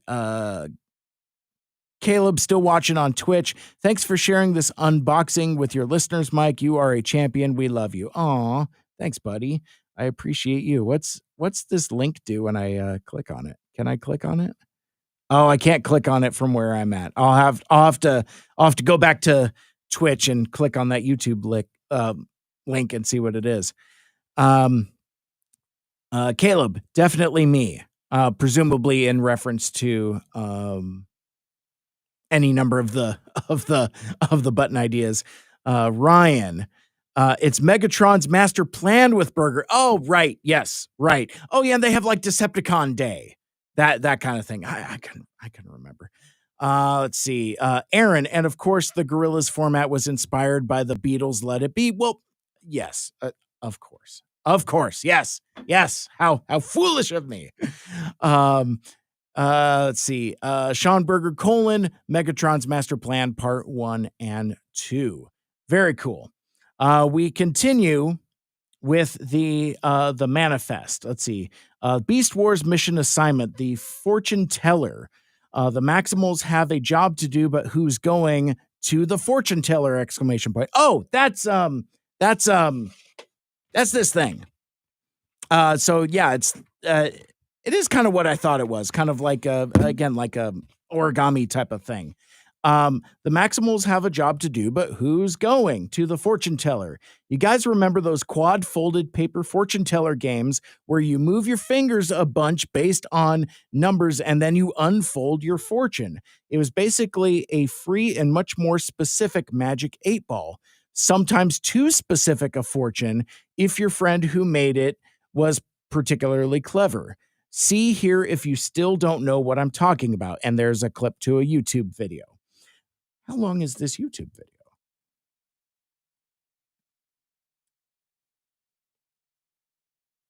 How to fold a fortune teller. Sparkle hand. What? I gotta share this shit and we're gonna watch it.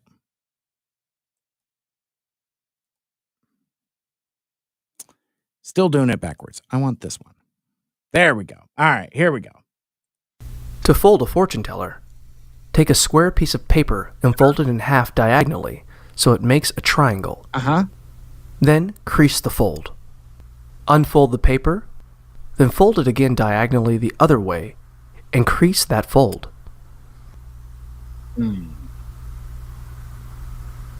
Unfold the paper again and crease it vertically and horizontally as well.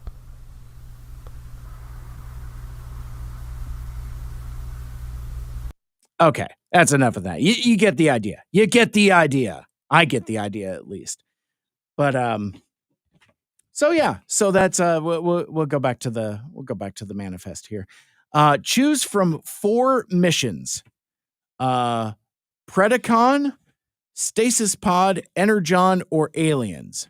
Okay, so you got Predacon, Stasis Pod, Energon, or Aliens. Okay, I get it. I get it now. Count through the Cybertronics numerals to reveal who's assigned. That's the numbers I mentioned like an hour ago. Note, these are on thick cardstock, and from cursory evaluations, it's very hard to fold and function. Caleb thought this would be a fun concept, and he was right.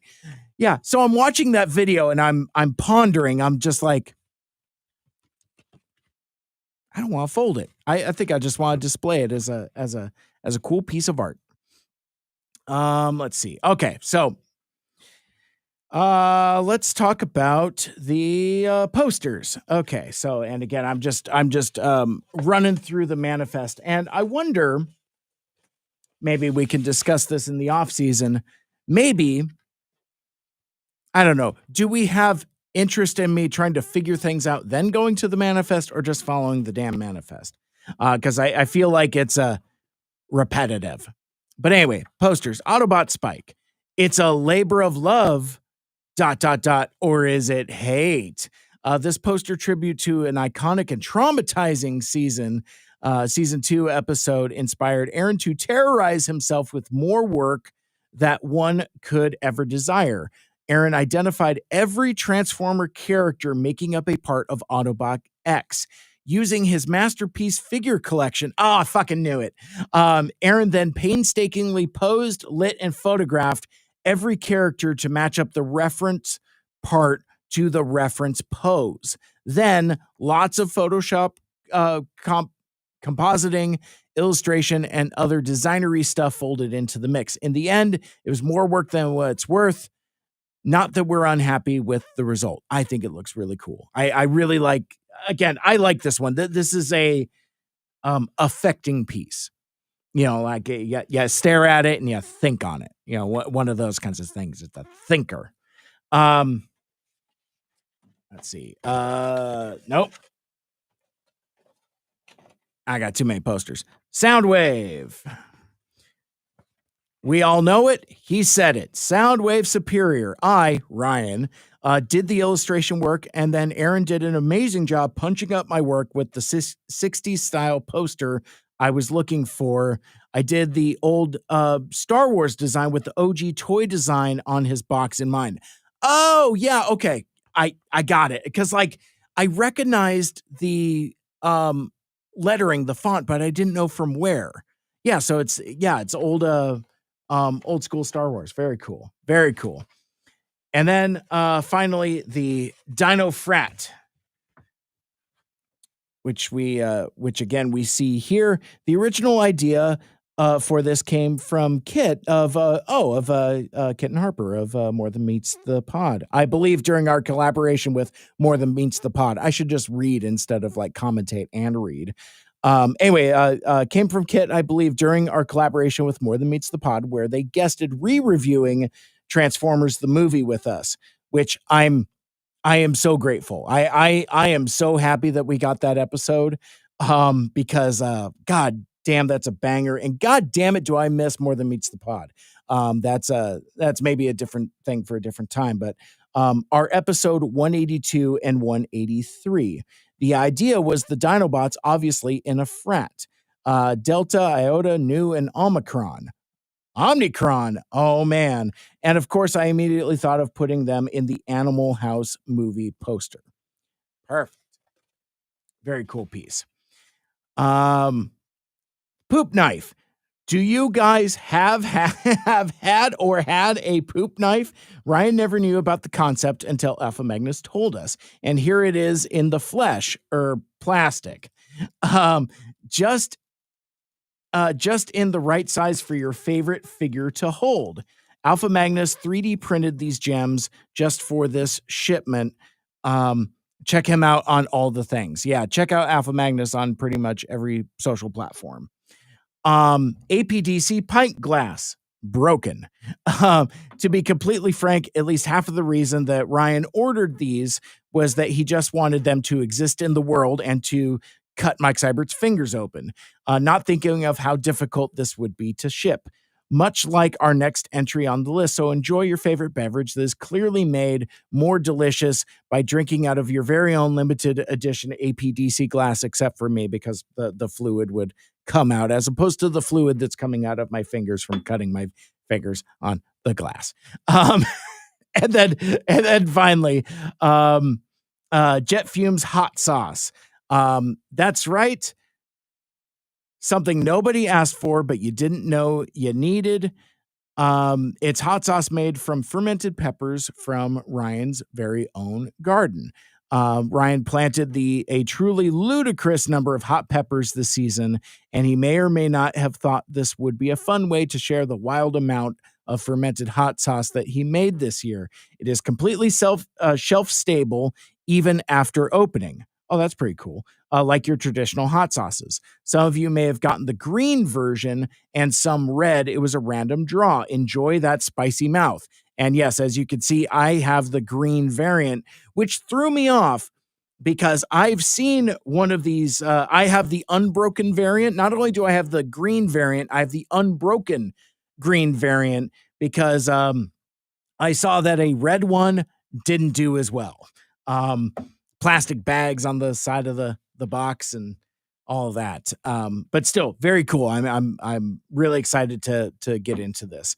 And then APDC stickers and magnets seems pretty self-explanatory, but magnets are something that Ryan has been wanting to do for a long time. Enjoy this classic magnet look on your favorite ferrous surface. As for the hollow stickers, they're just fun and pretty, and and it's been some time since we gave y'all stickers, and that is true. So there you go. That, I believe, is everything in the 2025 Autopod Decepticast booty box. If you would like to have some of this, it's my understanding that some of these items, remaining stock of these items, will show up in the APDC shop. So go to autopoddecepticast.com for their web presence, and there's a shop set up with previous booty box items, some really, really cool stuff. And if you want more of this type of thing, go back through my channel, through the live streams, and you'll find 2 other videos just as rambly as this one, where I try to figure out what stuff is. First time I've cut my finger though, so that's that is literally a first. Never injured myself podcasting before, so this is the first time for everything, and I didn't even have to use the letter opener. So I figured I would hurt myself with this more than on broken glass, but that's That is the booty box. That's kind of about it. So, um, moving on, speaking of APDC and Autopod Decepticast, about an hour ago, I started this conversation talking about Two Mikes, Too Furious, our Transformers animated recap show that I do with Michael Andrews. Coming up this Friday, what is the date this Friday? The 14th, coming up on this Friday, March 14th. Our latest episode will drop featuring, coincidentally, maybe not. I feel like luck is when skill and opportunity intersect, that kind of thing. But by dumb luck and coincidence, I got my booty box the same week that our crossover episode with Two Mikes, Too Furious and Autopod Decepticast comes out. It's a season 3, episode 5 of Transformers Animated called Where Is Thy Sting? And basically, it's a sequel of sorts to our Auto Boot Camp episode from last year, where we catch up with the fugitive Wasp, and let's just say it's a face-off. You'll get to hear us talk about the 50th anniversary shows for Saturday Night Live, which I did not watch, but everyone else did. And we listened to me sound like a dummy, not picking up on the face-off imagery in this episode. So that's a lot of fun. No, it's always fun kicking it with these guys, and yeah, it becomes a little bit of an APDC takeover towards the end. Caleb here in the chat. Thy sting was in your booty box. So where is thy sting? Right here on the tip of my finger. That's perfect, Caleb. I appreciate that. But no, it's always fun kicking it with them. And we always have a really great time. It gets rambunctious, it gets rowdy, but more than that, it gets a lot of fun. So if you are a fan of my shows and haven't sampled theirs, that this crossover coming up is a really good opportunity to kind of get a feel for what they're about. You know, a lot of Gen X touchstones. Like, we managed to make like 3 different disparate Gen X related pop culture references in the span of like 5 minutes, completely alienating our younger audience, but still, it's really good stuff. So check out Autopod Decepticast, autopoddecepticast.com for connections to their Patreon. I think at the $10 level qualifies you to receive the booty box, but there's other levels of support as well, including Doe for Joe, Joe for Doe, where you can commission a G.I. Joe episode. You can also buy us a drink. I'm not going to do the song because it's getting late, but anyway, like, yeah, and listen to their podcast everywhere you listen to my podcast, both Mike Seibert Radio and Two Mikes, Too Furious, available in all of those same places. And then, like I said, this their episode, I just lost it. Their current episode now, where they talk about the Beast Wars episode. Son of a bitch, I just had it up. Their episode 242, Call of the Wild, which is season 1, episode 19 of Beast Wars, where they talk about Call of the Wild from 1997.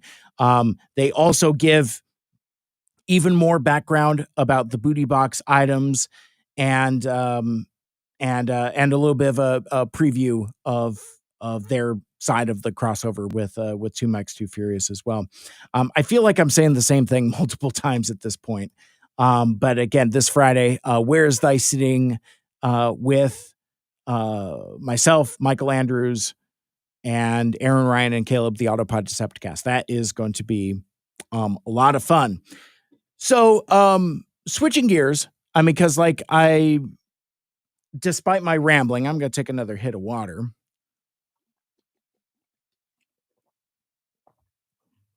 And at this point, if you have a questions, comments, concerns, anything you want to ask me. I think we've reached the more or less open Q&A portion of the show. So if you want to get in the chat wherever you're watching and listening, throw some cues at me, and I will A them as best as to my ability. But I did want to talk about a couple movies I saw lately.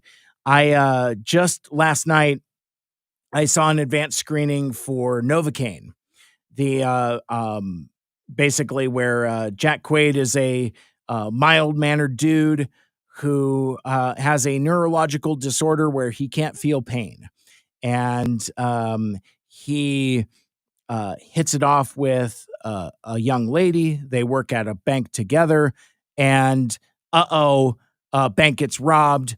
Lady gets kidnapped, and suddenly, dude becomes a man of action, everyman superhero type of thing, and hijinks ensue.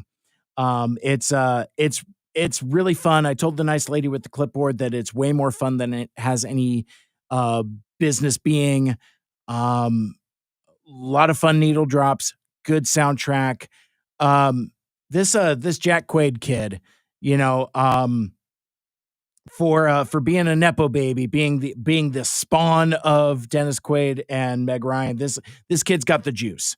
Like, so if you like him on The Boys, it's more of the same. I mean, he kind of plays the same guy in everything, but that's fine because I like that key of a character for him. Also, I'm a huge fan of his work on Star Trek Lower Decks, and there's a lot of Boimlerisms, like a lot of hollering and screaming and things like that. It's really fun. Let's see, back in the chat. I think my friends are starting to drop off now that I'm done with the booty boxing. Aaron, thanks again for box commentary. Truly sorry about the injury. No problem. It's fine, but thank you though. Aaron, I should have said box legislation. Damn it, lost opportunity. Caleb, I must retire to bed. Good night and good luck.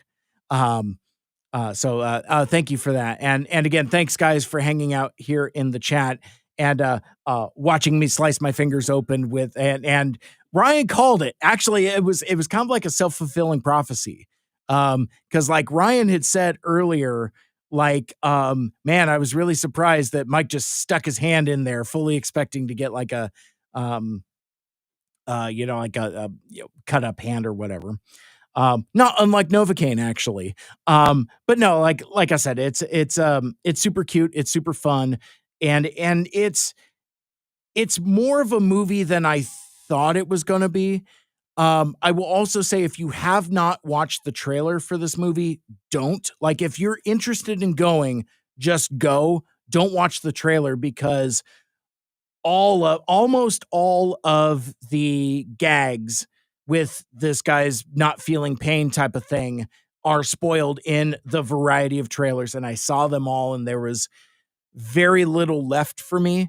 But even so, based on the strength of the story and the performances, I still found it charming as fuck. It's surprisingly sweet. It's really fun.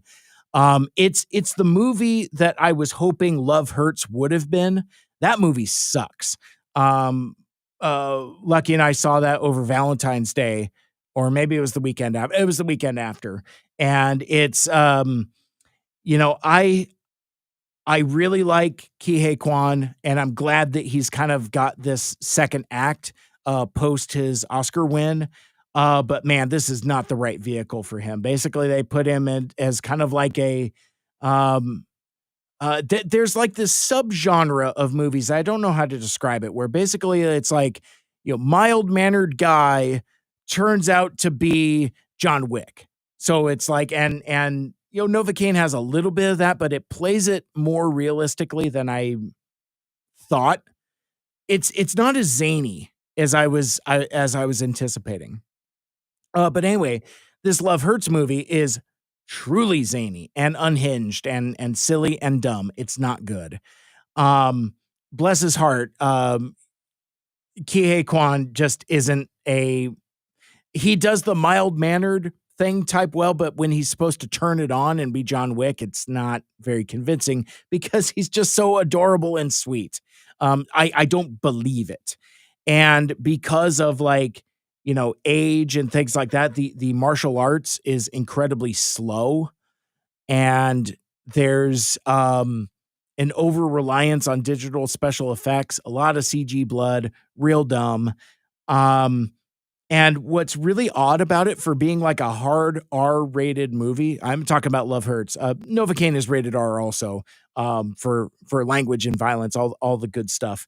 But the problem with Love Hurts is there are instances where innocent people are caught in the crossfire, and for some reason, those are the characters that get vicious, brutal deaths. The bad guys don't, the good guys don't. It's only the innocent bystanders that just get horrifically murdered. And I didn't like it. And also, the one of the draws for us here in the Seattle area, former Seattle Seahawks running back Marshawn Lynch thinks he wants to act, and he's in this movie as a hitman. And buddy, go back to being just like goon number 4. Like, this guy has like lines, and to find a way to bring it back to like Transformers and Beast Wars. So Marshawn Lynch, his big deal, his nickname, his branding is Beast Mode. And, because he was a hard charging running back, plowing through fools, very difficult to bring down. So yeah, so it's Beast Mode, going Beast Mode, which obviously I don't have to explain that to Transformers fans. But now I think as he's trying to do some kind of like action adjacent career Johnson thing, so he's billed in the movie, in the credits, as Marshawn, quote unquote, Beast Mode, one word, Lynch. And as if that isn't cringe enough, at one point during the movie, spoilers, you're not going to watch this movie anyway, it sucks. But at one point, not unlike a Maximal, he says out loud, Beast Mode, and goes to tackle a guy. Aaron in the chat here, Marshawn Lynch was great in Bottoms. That was the one I was thinking of. I was thinking of Westworld also. He's like a goon in that. But yeah, he's pretty funny in Bottoms. You're right. But yeah, like the dude just don't got the chops. Or maybe it's just the writing is bad. The movie is bad. Everybody is bad. And you have on my list a 2-time loser, Ariana DeBose, who has like no chemistry with Kie Kwan at all. Like it's like distractingly, like they're supposed to be like in love, and they are not. And anyway, skip it. That's so if you hypothetically, if you want to take your sweetie to a action forward, but also kind of like sweet and romance movie, skip Love Hurts, go see Novocaine. That's the Mike Seibert recommendation. Also last week I got to see Mickey 17, and I'm that is a movie that I am incredibly mixed on. I like Bong Joon-ho. His I liked Parasite. I like Snowpiercer. This movie feels like kind of overplays his hand. The movie is visually stunning. The visual effects look really cool. The creature design is really cool. The spaceship stuff is really cool. It's a great looking movie. Robert Pattinson is terrific. Like, if this is yet another actor showcase for him. And basically what the conceit is that Robert Pattinson has some gambling debts, and his only way he perceives to get out of them is to hitch a ride on a spaceship. And to get passage on this spaceship, he applies for the job of being quote unquote expendable. And in this sci-fi future, what being expendable means is you are sent into dangerous situations, and essentially you're there to die, either to like contract diseases or to, get mauled by space creatures, things like that. And so basically it's kind of like what I thought going into it was kind of like a uh kind of like a Edge of Tomorrow, Live, Die, Repeat, Groundhog Day in space type of thing. So I thought that's all I was getting. And for the first 2/3 of the movie, it's pretty okay. It's pretty good.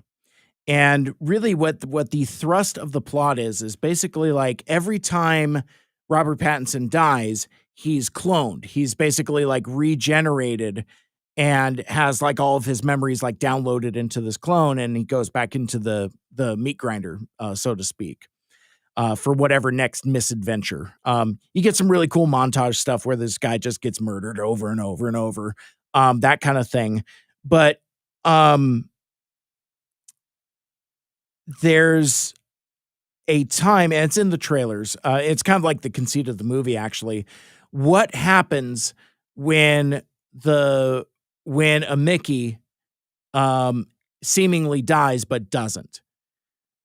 There's basically you have a double impact situation where you have two Robert Pattinsons running around, because basically the one they thought died made his way back, and now you got two of them. And it's fascinating character study. It's kind of like a weird nature versus nurture type of thing. Like theoretically, if you're coming out of the printer and a clone, that basically each one is the same, but you come to find out that that's not so much the case. So it's fascinating existential stuff to explore. Of course, there's strong themes of capitalism and colonialism, and really stinging satire. Now, for me at least, and I would think folks in my audience, this is probably where you're going to part ways with me. Mark Ruffalo is the kind of like leader of this expedition, this colony. They've been tasked to like go out into space and then, colonize. And I like Mark Ruffalo just fine, but his performance is too far over the top for my taste. And it's basically a bad Donald Trump impression. Now, I'm not upset at it because it's Trump. I'm upset with it because it's bad Trump. It's a bad Trump. And to me, in 2025, that's too easy. And like the MAGA imagery kind of permeates the satire. Like the followers of the Mark Ruffalo characters wear red hats, for example, that kind of thing. And I don't know if I am at the age or at the time in my life where I don't get satire, or I don't appreciate satire, or what it is, or if this was just too heavy-handed, but it threw me the fuck out of the movie. I'm just like, okay. And I was getting really fussy. The movie is 2 hours and 17 minutes, and it's about a half hour too long. I think the performances from both Mark Ruffalo and Toni Collette are distractingly over the top. And I'm kind of disappointed and a little frustrated by that, because the anti-colonialization message, the anti-capitalism message, that stuff is already there in like the first 2/3 of the movie. Like I like my satire to sting a little bit and cut like a scalpel. I feel like with the Mark Ruffalo character, it's more like a blind woodsman with a dull axe in the woods. And it just didn't land for me. And there's stuff with like the space creatures that goes on for too long. And it's just, the thing I keep saying to myself in other places is that it overplays its hand. Which again is really unfortunate because I think it's a really cool concept and I think it's really well executed. And it has a little bit of like that kind of like multiplicity. What would you do how would you interact with yourself type of thing? So when we're doing that kind of stuff, it's really clever and it's really fun. But yeah, by the time it ended, I was getting really antsy and really fidgety. And I think unfortunately, it's good. It's really fun. Go for the Pattinson performance, but yeah, I just for me it doesn't stick the landing. It kind of falls apart at the end, and it's yeah, just really draggy.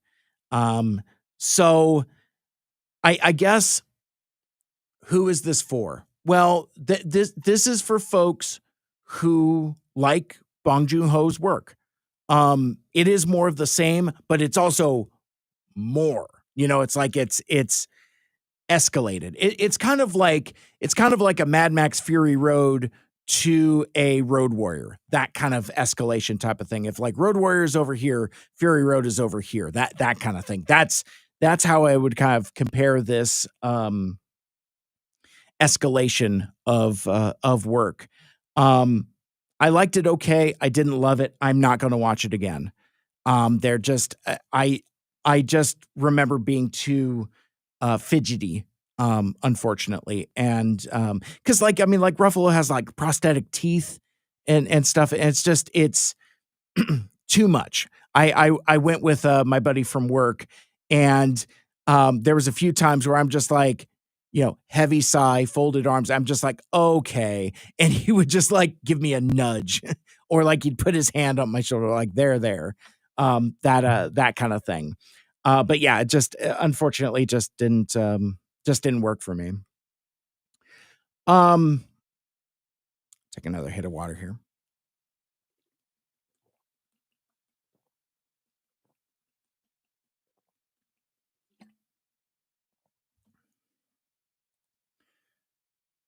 Let's see.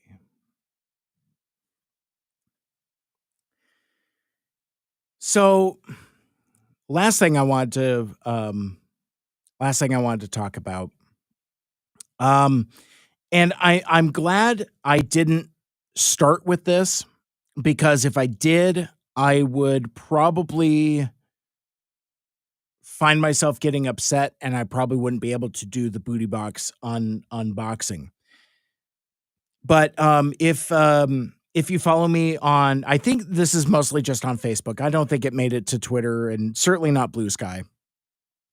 Dude, I got to figure out if I still want to be on Blue Sky or not, because like I have a couple friends that I chat with, like literally just DM with, and I go there to see if there's messages in bottles for me. I just don't interact with it. I don't post there. I don't know what it's missing, but there's something there that just, unfortunately, I'm going to keep using Twitter until I have to pay for it. And that's unfortunately the bottom line. And many friends of mine, mostly artists, have left the platform. But for me, it's still the best user experience. But that's neither here nor there. I almost sound like I'm procrastinating to do my last topic, but I posted this on Facebook. We lost a broadcasting legend today. Bob Rivers, who was a longtime Seattle radio show host, passed away after a battle with cancer. And it it hit me really hard. And I'm trying to explain how, because you've been hanging out with me for the last 2 hours, and as you've heard and seen, I tell stories very chronologically. Very rarely do I get to like the headline and then work backwards, that type of thing. But folks of a certain age in the Seattle area will know Bob Rivers as a longtime radio host on KISW, the hot rock and flamethrowing rock station. He was the host there for a number of years. Then he moved to the classic rock station, KZOK, and was there for a number of years until he retired. And that's locally. Now, nationally, Bob Rivers is probably known more for his twisted tunes. Basically, he's kind of like a Weird Al Yankovic type of our area. And in fact, like Twisted Tunes kind of like um permeates the scene outside of the Seattle area. There's like, he's done like Christmas albums, and folks like, outside of Seattle are familiar with those particular Christmas parody songs. And for most folks, because like I've been looking on Facebook, and a lot of folks are kind of upset by that. Like, just like a broadcasting icon, maybe like, somebody who you listened to on the radio when you were a kid, or you watched on TV when you were a kid. That's who Bob Rivers is to a lot of folks. As I was driving to work today, I was trying to articulate my feelings to myself, so that I could explain it to some of my coworkers, how I was feeling. And where I landed was it would be that feeling when one of your old teachers passes, like, like elementary school, middle school, high school, whatever. And I started with that thought process. I was like, well, no, it's more like when a college professor passes away. And then not really understanding the context, that's exactly what Bob Rivers was to me. He was literally my college professor. He taught radio classes at Green River College while I was there at the radio program. And that's a weird way of burying the lead. I don't even know why I set up the story that way, but that's how I explained it to some of my friends at work. Because like I it just occurred to me in real time, because I was explaining like, oh yeah, it's like when your favorite elementary school teacher dies, that kind of thing. And it's like, oh, well, duh, because he was. So I didn't know Bob super personally or super well. I didn't work with him at any of his radio stations. I had a different honor. And Bob has a very special place for me and for a lot of my contemporaries and a lot of folks that I look up to. Bob Rivers mentored several generations of Seattle broadcasters. It's interesting. I'm not trying to drop a bunch of names, but like, Bob was, kind of a key figure in the KGRG radio program at Green River. He would like, before my time, before he actually taught classes, he would apparently like substitute and guest lecture, and he was a friend to the program, a friend to the radio station, and there's a lot more to that quite frankly isn't my story. That's stuff that happened way before my time that quite frankly I don't feel comfortable talking about, especially here now, under these circumstances. Folks who know. So I'll leave it there. But basically, like, as news has spread of Bob's passing, I see folks like BJ Shea, a broadcaster who is probably one of the most influential people for what I'm doing. Like that, like there's a zigzaggy line from me being a fan of BJ Shea and me talking to you here now tonight. In terms of influence, I've talked about him before, but basically, like, he showed me an example at an impressionable age that you can talk about nerdy, geeky stuff on the radio and be successful at it. You know, you could be a flag wearing nerdy geek person and be successful in mainstream radio. And that his influence means the world to me. And Bob Rivers was a mentor figure to BJ. Gave him advice, gave him counsel, and you know, they became pretty good friends. And one of my you have days that you know you will never forget. And there was a day Bob was teaching class and he asked BJ to come in and guest lecture. Now, this was at a time before I got my professional radio gig, before I started doing podcasting. Like I'm barely doing KGRG stuff. In fact, I don't think I'd even passed my board op exam yet to broadcast by myself. I think I'm literally just like still taking classes or whatever. But anyway, like I'm like a super fan of this BJ Shea guy. And he's coming out. I'm just like, oh, it's so bouncy and all that. And anyway, so after the guest lecture, I asked both Bob and BJ if I could get a picture with them. And my buddy Trevor, T2, snapped a pic, and it's just the three of us. And as one of my friends pointed out at work today, actually, let me see if I can find that. Because I was just looking at this here.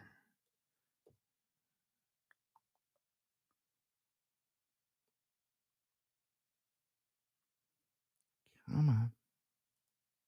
Here we go.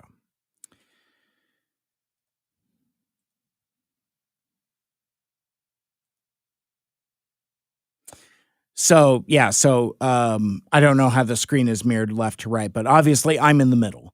And basically, as what one of my friends pointed out at work here today, is like, that's pretty much evergreen looks for all three of us, because BJ he's the one throwing the horns. He looks like that in every headshot and every photo. I look very much like that. I mean, my beard was a whole lot darker then. This was maybe 2016 or 2017. I don't remember when. And Bob always looked like that. So, there have been a few times in my life where I'm like, because I'm not a huge picture guy. Somewhere along the way, I became like a live in the moment type of thing. I don't need to take pictures type of thing, which is kind of silly when I think about it. But regardless, I thought it was important to get this, and I'm so grateful that I did, especially today. And it's so funny because my friend also said, and this is really gauche, but kind of like in a gallows humor type of way. Of the people in this picture, only one of them has a radio job in professional radio, and it's not who you would think. So I chuckled, but I was like, oh, buddy, you don't. That's not nice. But anyway, yeah. So that's I saw the news shortly after I got out of the shower, and I was just stunned, and I was kind of numb, And it's just, how do you process when a public figure, an iconic public figure, takes the pass, but also one that you have kind of a tangential attachment to, that kind of thing.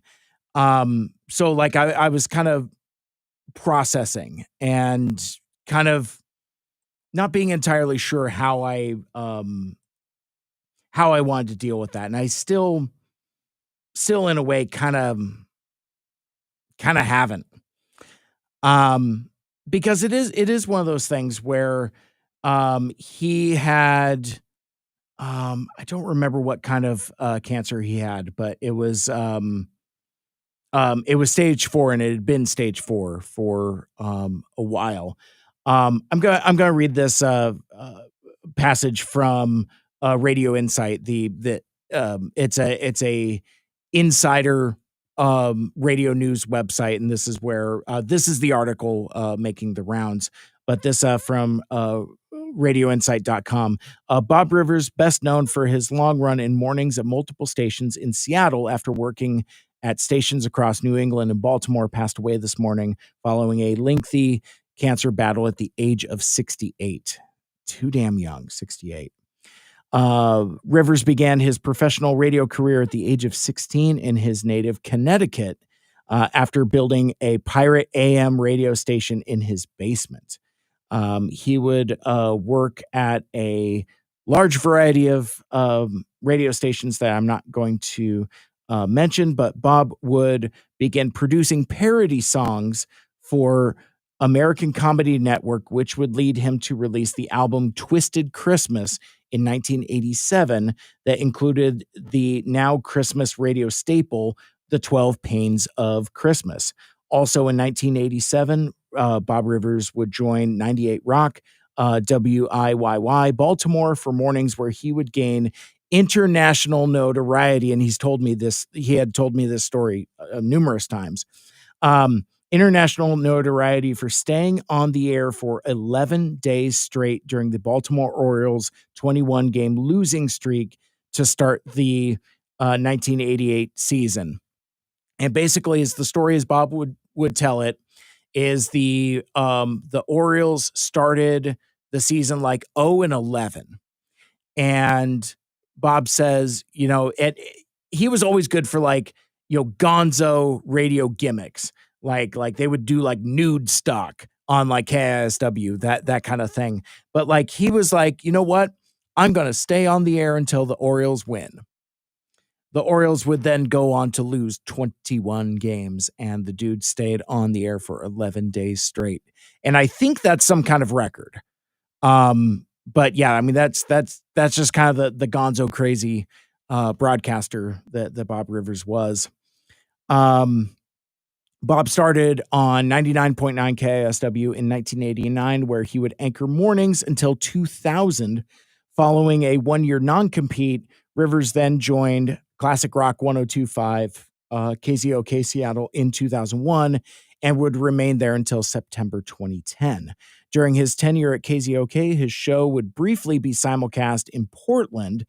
His final stop in Seattle would be at iHeartMedia's Oldies 95.7 KJR FM from April 2011 through August 2014, with his final show being on the 25th anniversary of his arrival on KISW. I don't know if I remembered that. But regardless, he was Bob Rivers was inducted into the National Radio Hall of Fame in 2023. So that's just kind of like the bio stuff, giving me something to read. But like I think part of what kind of hit me so hard also is Bob was active up until the end. Like he literally posted a blog post and like a live video like 4 days ago. I don't know. I feel like I should have put more content in front of me, maybe more stuff to read. But yeah, I don't know. Like so like my experience with Bob Rivers was different than a lot of folks. I don't want to say most, but a lot. And seeing the outpouring of mourning it's people on both sides of the radio and both sides of the speaker. And it's kind of funny because of my day job. I work at a professional radio station. And I'm now on my side of the speaker. But yet I grew up listening to Bob Rivers on the other side of the speaker. And I think that's kind of what's tweaking my melon a little bit here and making me kind of weird about it and kind of like an uncertain feeling, that type of thing. So I saw a post, from, BJ Shea. He is currently on the beach, which means he doesn't work at his previous radio station. The details are still unrevealed about how he separated from that station, but regardless, they're still paying out his contract. That's what on the beach means. Basically, you're fired, but you can't go work somewhere else because we're still paying out your contract, that type of thing. Dude's kind of weighing his options, but that's not here or there. But basically, like BJ posted a little bit of a video talking about, his feelings about Bob.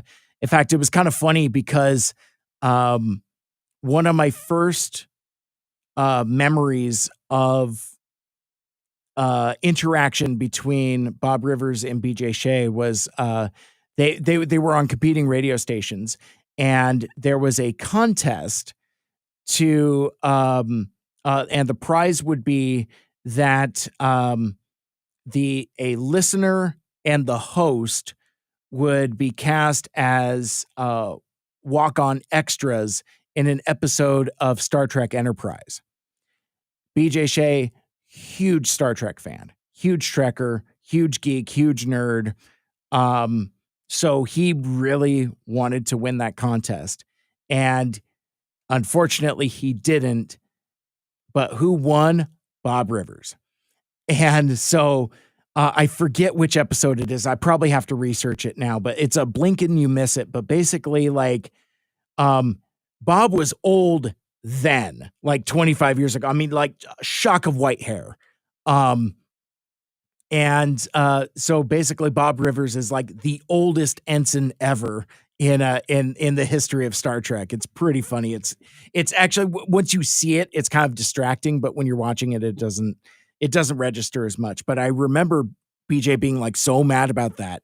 It's like, oh, dang you, Bob Rivers, you don't even watch the show, that kind of thing. So it was kind of like positioned as kind of like, crosstown rivalry type of thing, but still with like a root and respect. But anyway, I know Bob was hugely influential on BJ.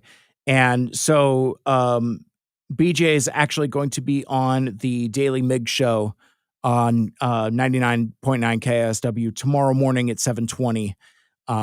Obviously by the time, this comes out in podcast, cause I'm on a live stream at 9:30 at night, but it will have probably passed by then. So, catch the podcast or whatever. But like, the host, Steve Miggs, who essentially took over for BJ, it's just kind of like how the radio industry works. So BJ is going back on the show he used to host, on the station that, he separated from, to tell stories and pay tribute to his good friend Bob Rivers. So I'm definitely going to listen to that. But yeah, Bob was influential to folks of all ages. Like, he influenced BJ. He also was a great mentor to my great mentor, Charlie Harger. who I've talked about before. He's currently the the morning show host over at Cairo News Radio, and I say that with like a little bit of hesitancy because it's like that's so fucking cool. That yeah, I mean, like, dude's basically like living his dream. Like he thought he had his dream job when he was the news director of Cairo News Radio, but now he is the lead anchor, the host of the morning news show. So God, I haven't talked to Charlie in a million years. I should probably reach out, send him a text or something. Um but anyway, like, so it's interesting to see the cross section of folks that on my side of the speaker who have been influenced, and obviously the my classmates.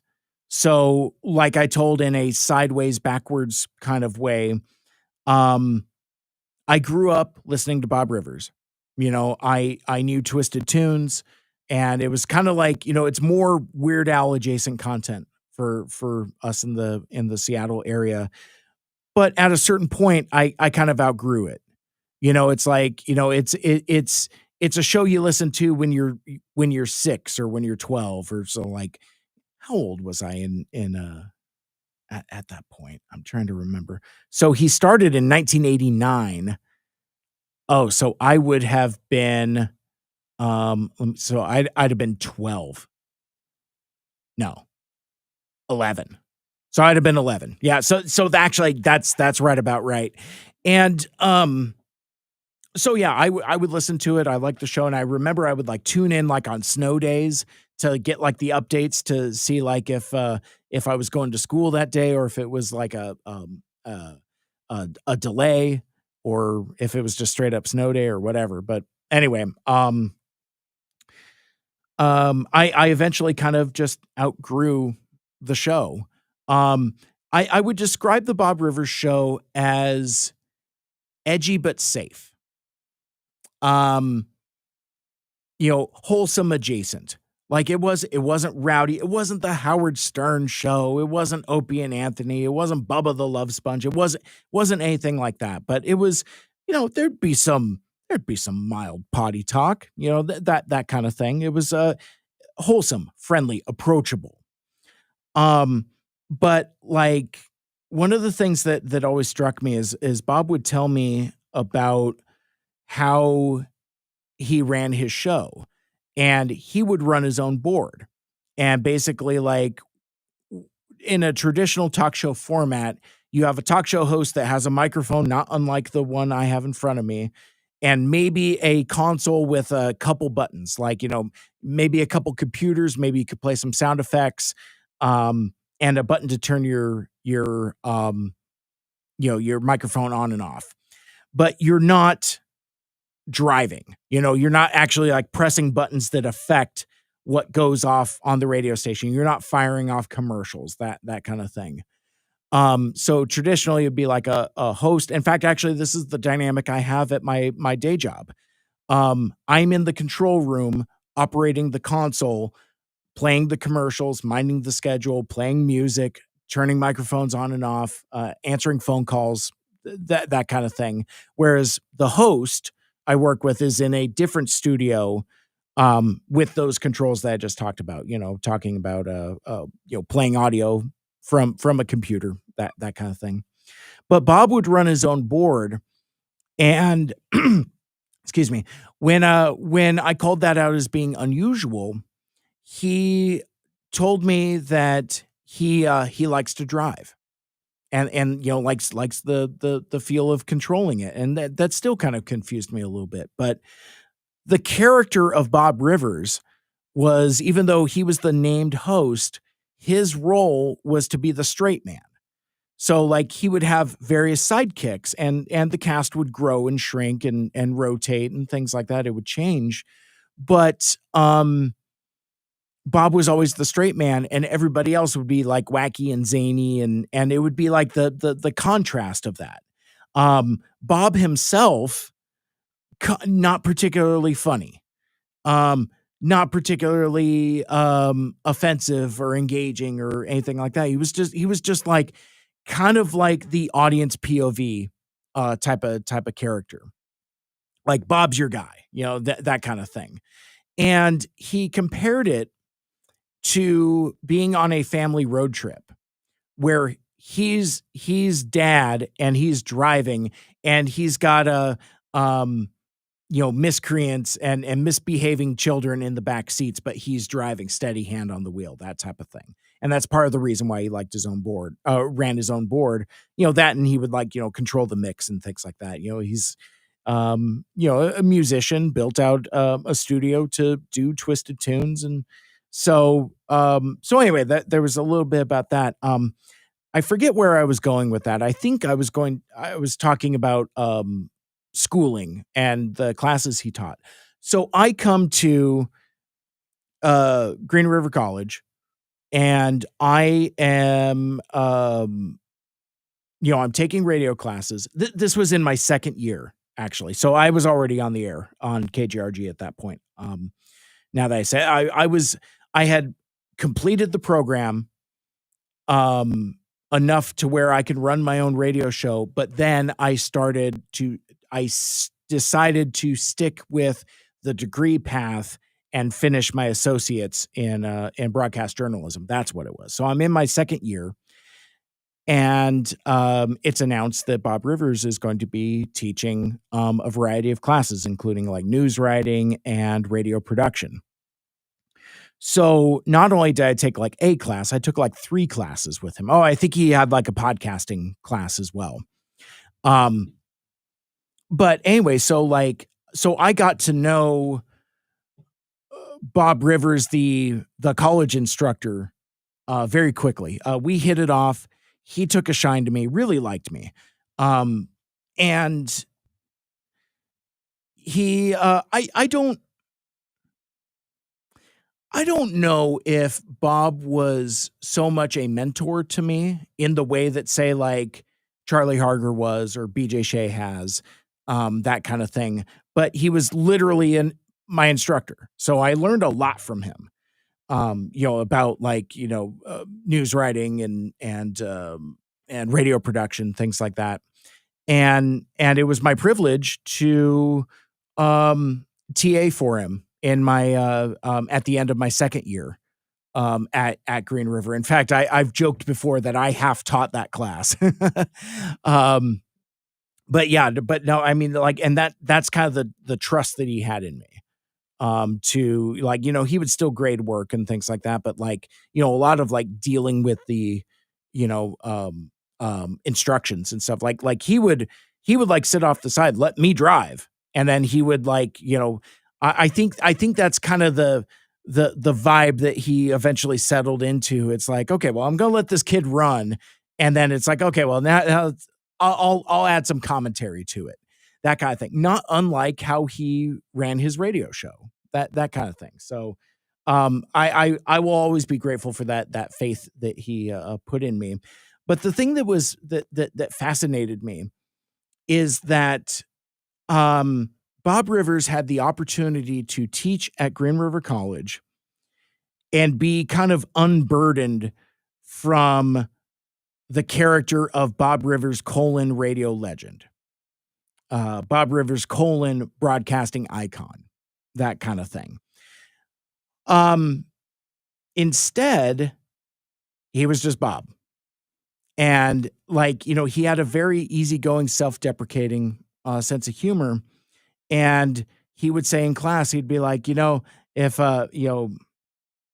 some of you might know me, some of your grandparents might have listened to me on the radio, but yeah, he was never like, do you know who I am? He was never that way about it at all. He was incredibly humble, incredibly kind, and very giving with his knowledge. And of course, he would tell stories. He would tell the Orioles story several times in several classes in several contexts, to the point where I got around to being tired of the same stories, but it's only because I had a more concentrated exposure to it. So, but anyway, And it was something that I would be boastful of. I'm like, yeah, you're never gonna guess who's teaching production, or like, at Christmas. And like those first handful of years of my professional radio career, it would always be Christmas. It would be like, hey, guess what? I'm working at the radio station that's connected to the TV station. Hey, guess what? I'm taking classes from Bob Rivers. Or like, hey, Rick Van Sice is my boss, that kind of thing. Those kind of weird touchstones that, mean something um, to a dipshit kid who's looking for a second career. But like and that's kind of like the weird feeling. Like I am sad and bummed out that Bob isn't with us anymore. Unfortunately, he's had stage 4 cancer for quite a while. And I don't remember if I'm repeating myself or if I had mentioned this already, but like one of Bob's hobbies was like he in retirement, he would make maple syrup. And like he was had a their place out in Vermont, and like would anyway, it was like a whole darn thing. And he had like 4 days ago had posted a blog post, excuse me, talking about, let me see if I can find it here. Blog. Oh, here we go. I guess it was more than 4 days ago, but basically Bob posts on March 4th, he puts up a blog post called No Expiration Date. And he says, when you find yourself staring down the barrel of a stage 4 cancer diagnosis, naturally, one of the first questions that pops into your mind is, how long am I going to live?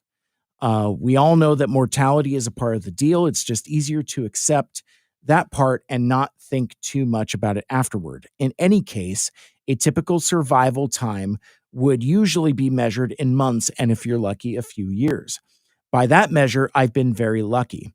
I was diagnosed on January 5th, 2022 with adenocarcinoma, stage 3, which quickly progressed to stage 4. Yet here I am still kicking and checking off bucket lists on March 1st, 2025. And then he goes into an update on his health.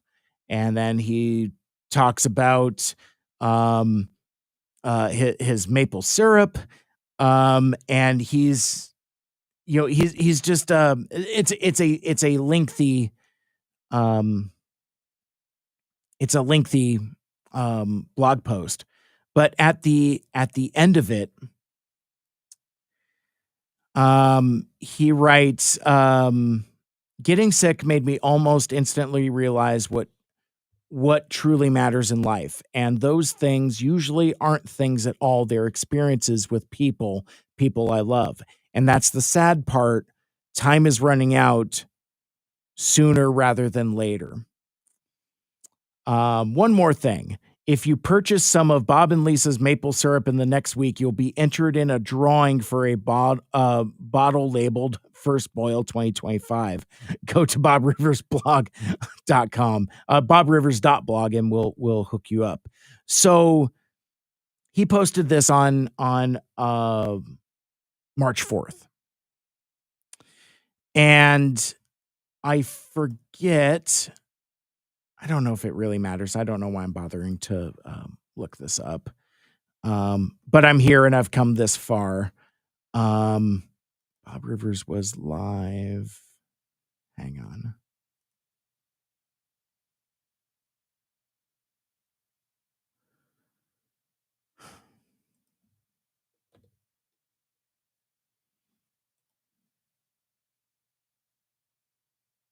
March 5th. Okay.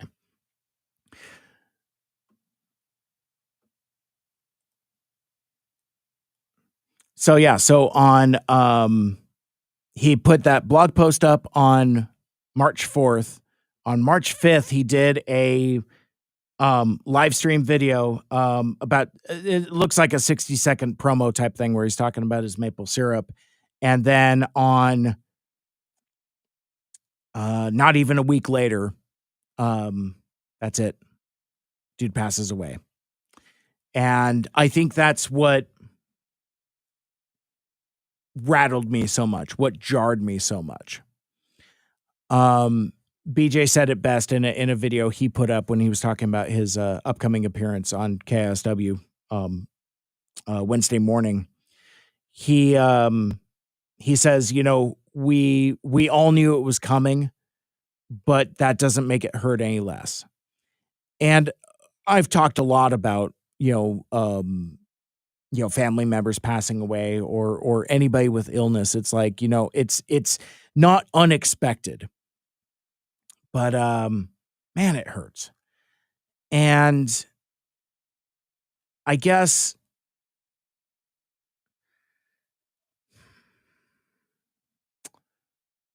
when our time comes, and time comes for all of us, it's the hope that when our time comes, that those left behind would say something nice about us. And for folks like Bob Rivers, again, taken way too soon at 68, but had a pretty cool life. Got to do the radio thing.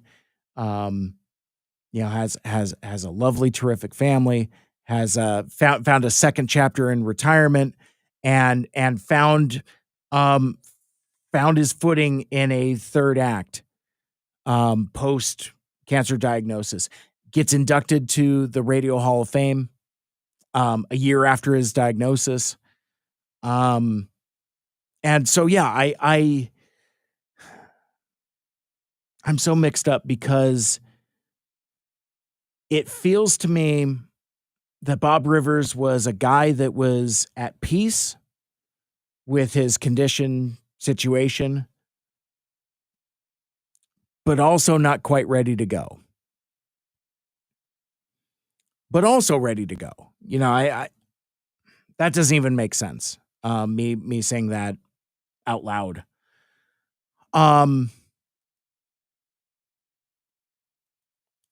But yeah, no, it's a huge loss for the industry, for the community, for broadcasting. And as I said before, it's like a icon has left us. And there's only one Bob Rivers. And those of us who had the opportunity to be mentored by him and to know him on my side of the speaker, both sides of the speaker, again, both growing up listening to him, but then also having the rare opportunity to actually be taught by him is something that's very special to me. And even at the time, meant a great deal to me, and now it just means that much more. But I remember I got so caught up in my own storyline that I forgot the thing I was going to talk about with regards to Bob teaching classes at Green River College for broadcasting. So at Green River, there's a large contingent of international students, mostly from Asian countries, and a lot of folks where English is their second language, and generally young folks as well. And I had talked about earlier that when Bob taught, he was just Bob. He wasn't like Bob Rivers radio legend. But the thing that touched me was how good and gentle he was with the students. students of all ages. Like, he's got folks like me that's like, got like, clingy super fan energy, but he also has kids that have no idea who the hell he is. And I think he kind of like that, having that variety and that dichotomy and not necessarily dealing with fans. That he could actually like concentrate on like teaching students and not have to worry about it. But occasionally there would be me and a couple of my friends that like, we knew what was up, that kind of thing. But yeah, it's like, and I remember very specifically in the production class.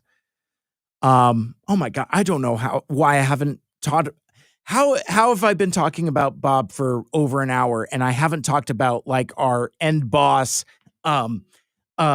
big project for our production class? I will never hear the song Killer Queen by Queen the same way ever again. So Bob Rivers, being a person in the industry, in the music industry, and with connections and networking, he basically got his hands on the production stems. I'll explain what that is in a moment. Basically the entire multi-track production stems of Killer Queen by Queen.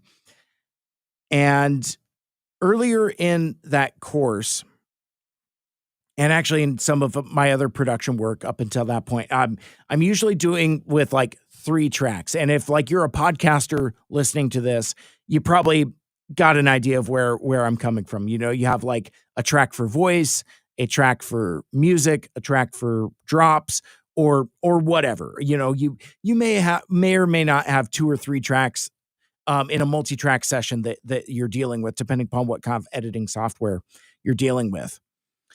Bob taught us on Adobe Audition.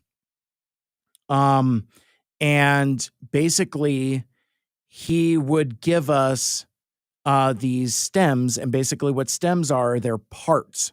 They are parts of a song. And basically it's like a puzzle. So he gave us 24 pieces, 24 stems for the song Killer Queen by Queen. And basically our assignment was to reassemble it. Not as easy as you would think, because that song is very elaborate in its instrumentation. Like, I can't hear the one strike of a triangle in that song without getting triggered. Like it awakens like a primal memory in me, because I couldn't figure out where the hell it goes. So basically it's essentially a puzzle, and you have to like match up all of your tracks, and some of them were like unmastered. So there was like weird, like stereo effects that you had to duplicate. Really fun, really satisfying, really maddening. But, outside of that, once you kind of get your puzzle built, the next phase was basically to, for lack of a better term, screw around with it, remix it, highlight different instruments, like, take out the vocals, or just isolate the vocals. And Bob was so delighted in the creative, inventive things that these students, some of whom were international students, some of whom English not their first language, would come up with. And these are not radio people. Like the stuff that like the kids came up with, beat the socks off of whatever me and my friends were coming up with. Like mine was particularly uninspired. I think I was just trying to I was trying to add enough reverb and some like brick wall effect to kind of make it sound like it was live.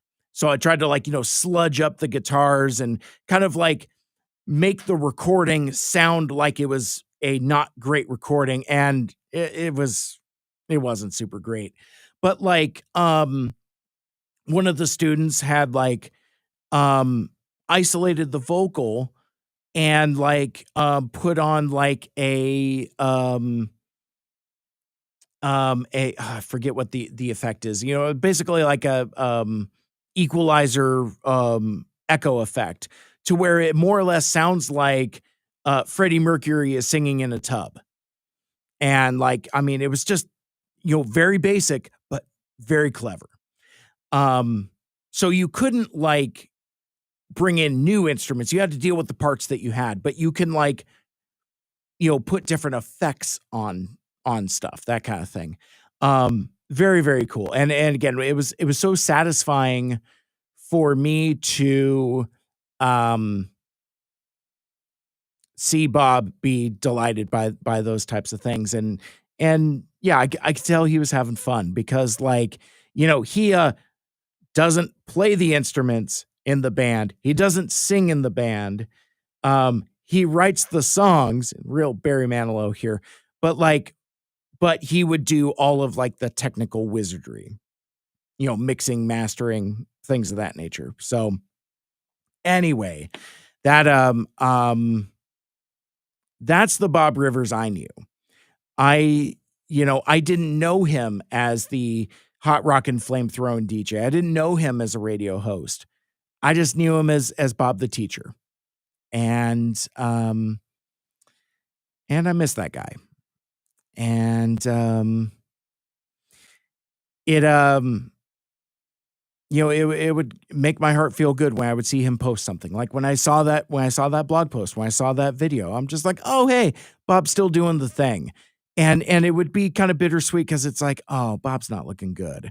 Lost a lot of weight, things like that. It's like, but still, it's like he's still out there. Oh, he's making his maple syrup, that kind of thing. So yeah, I just it's just sad. And again, I know time comes for us all, but yeah, this one hurts. Like this is like if you had a Mount Rushmore of iconic Seattle broadcasters, Bob Rivers would have to have a space. Would have to. Just for the influence across the generations. I mean, like I said, he was in Seattle since 1989. How many different generations is that? To where he could influence and mentor folks older than me, folks younger than me, and me. That kind of thing. It's that's the legacy. I would like to hope that we would leave behind. So I'm sure I might have more organized thoughts where I haven't like sliced my finger open, and I don't know how I'm gonna get this thing out of here. I mean, there's broken glass all over the counter. I really did myself a disservice by like trying to mess around with it. But I think I'm gonna leave it there for now.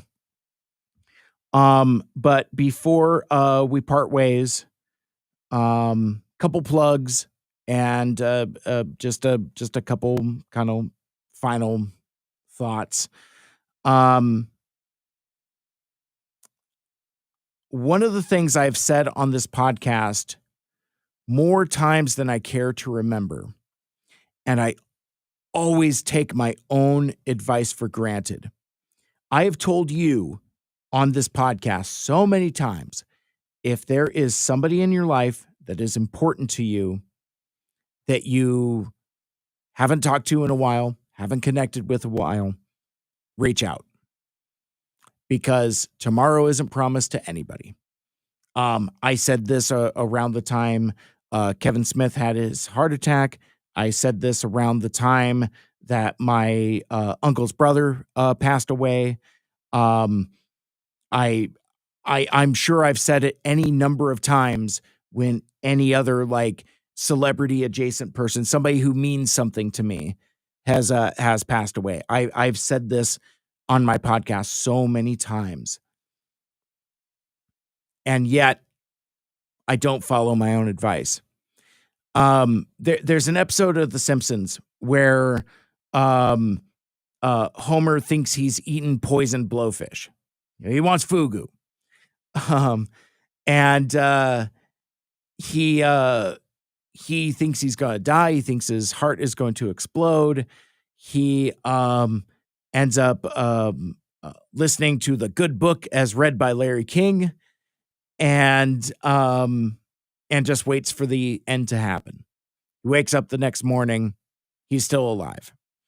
And he is so grateful and thankful for this new lease on life. And he vows from that point going forward that he will never take life for granted again and live life to its fullest. Smash cut to him watching TV, eating potato chips on the couch. And that's me. Like, I can tell you, reconnect with your friends, reconnect with your loved ones.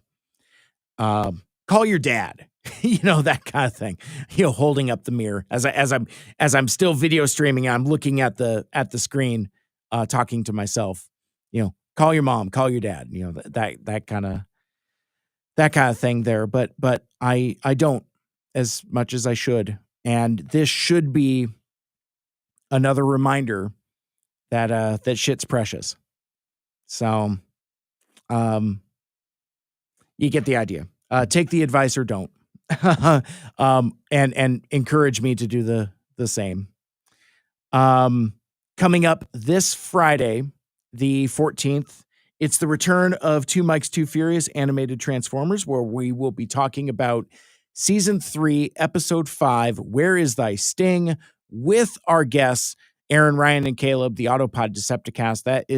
That is going to be such a fun episode. I can't wait for you to hear it because we had a really fun time recording it, and I'm having a blast editing it. In fact, actually, after I get off of this, I'm going to go back to my desk and finish up the edit. So look for that this Friday. Also, don't forget that Cybfest Northwest is coming up in July. I'm stalling while I look it up because I don't remember the date off the top of my head because I'm super rummy. Cybfest Northwest is coming up on Saturday, July 12th in Kent, Washington. Attendee registration is now open, as is registration for dealers and artists. So if you want to come to Seattle, if you want to come for Cybfest, head over to cybfestnw.com for more information and watch this space for more Cybfest information. I'm going to be having the show organizers on at some point to talk about this year's convention as well. I feel like there's something else I had, but I don't remember what it is. It's Two Mikes, Cybfest. Shit. No, I guess that's it.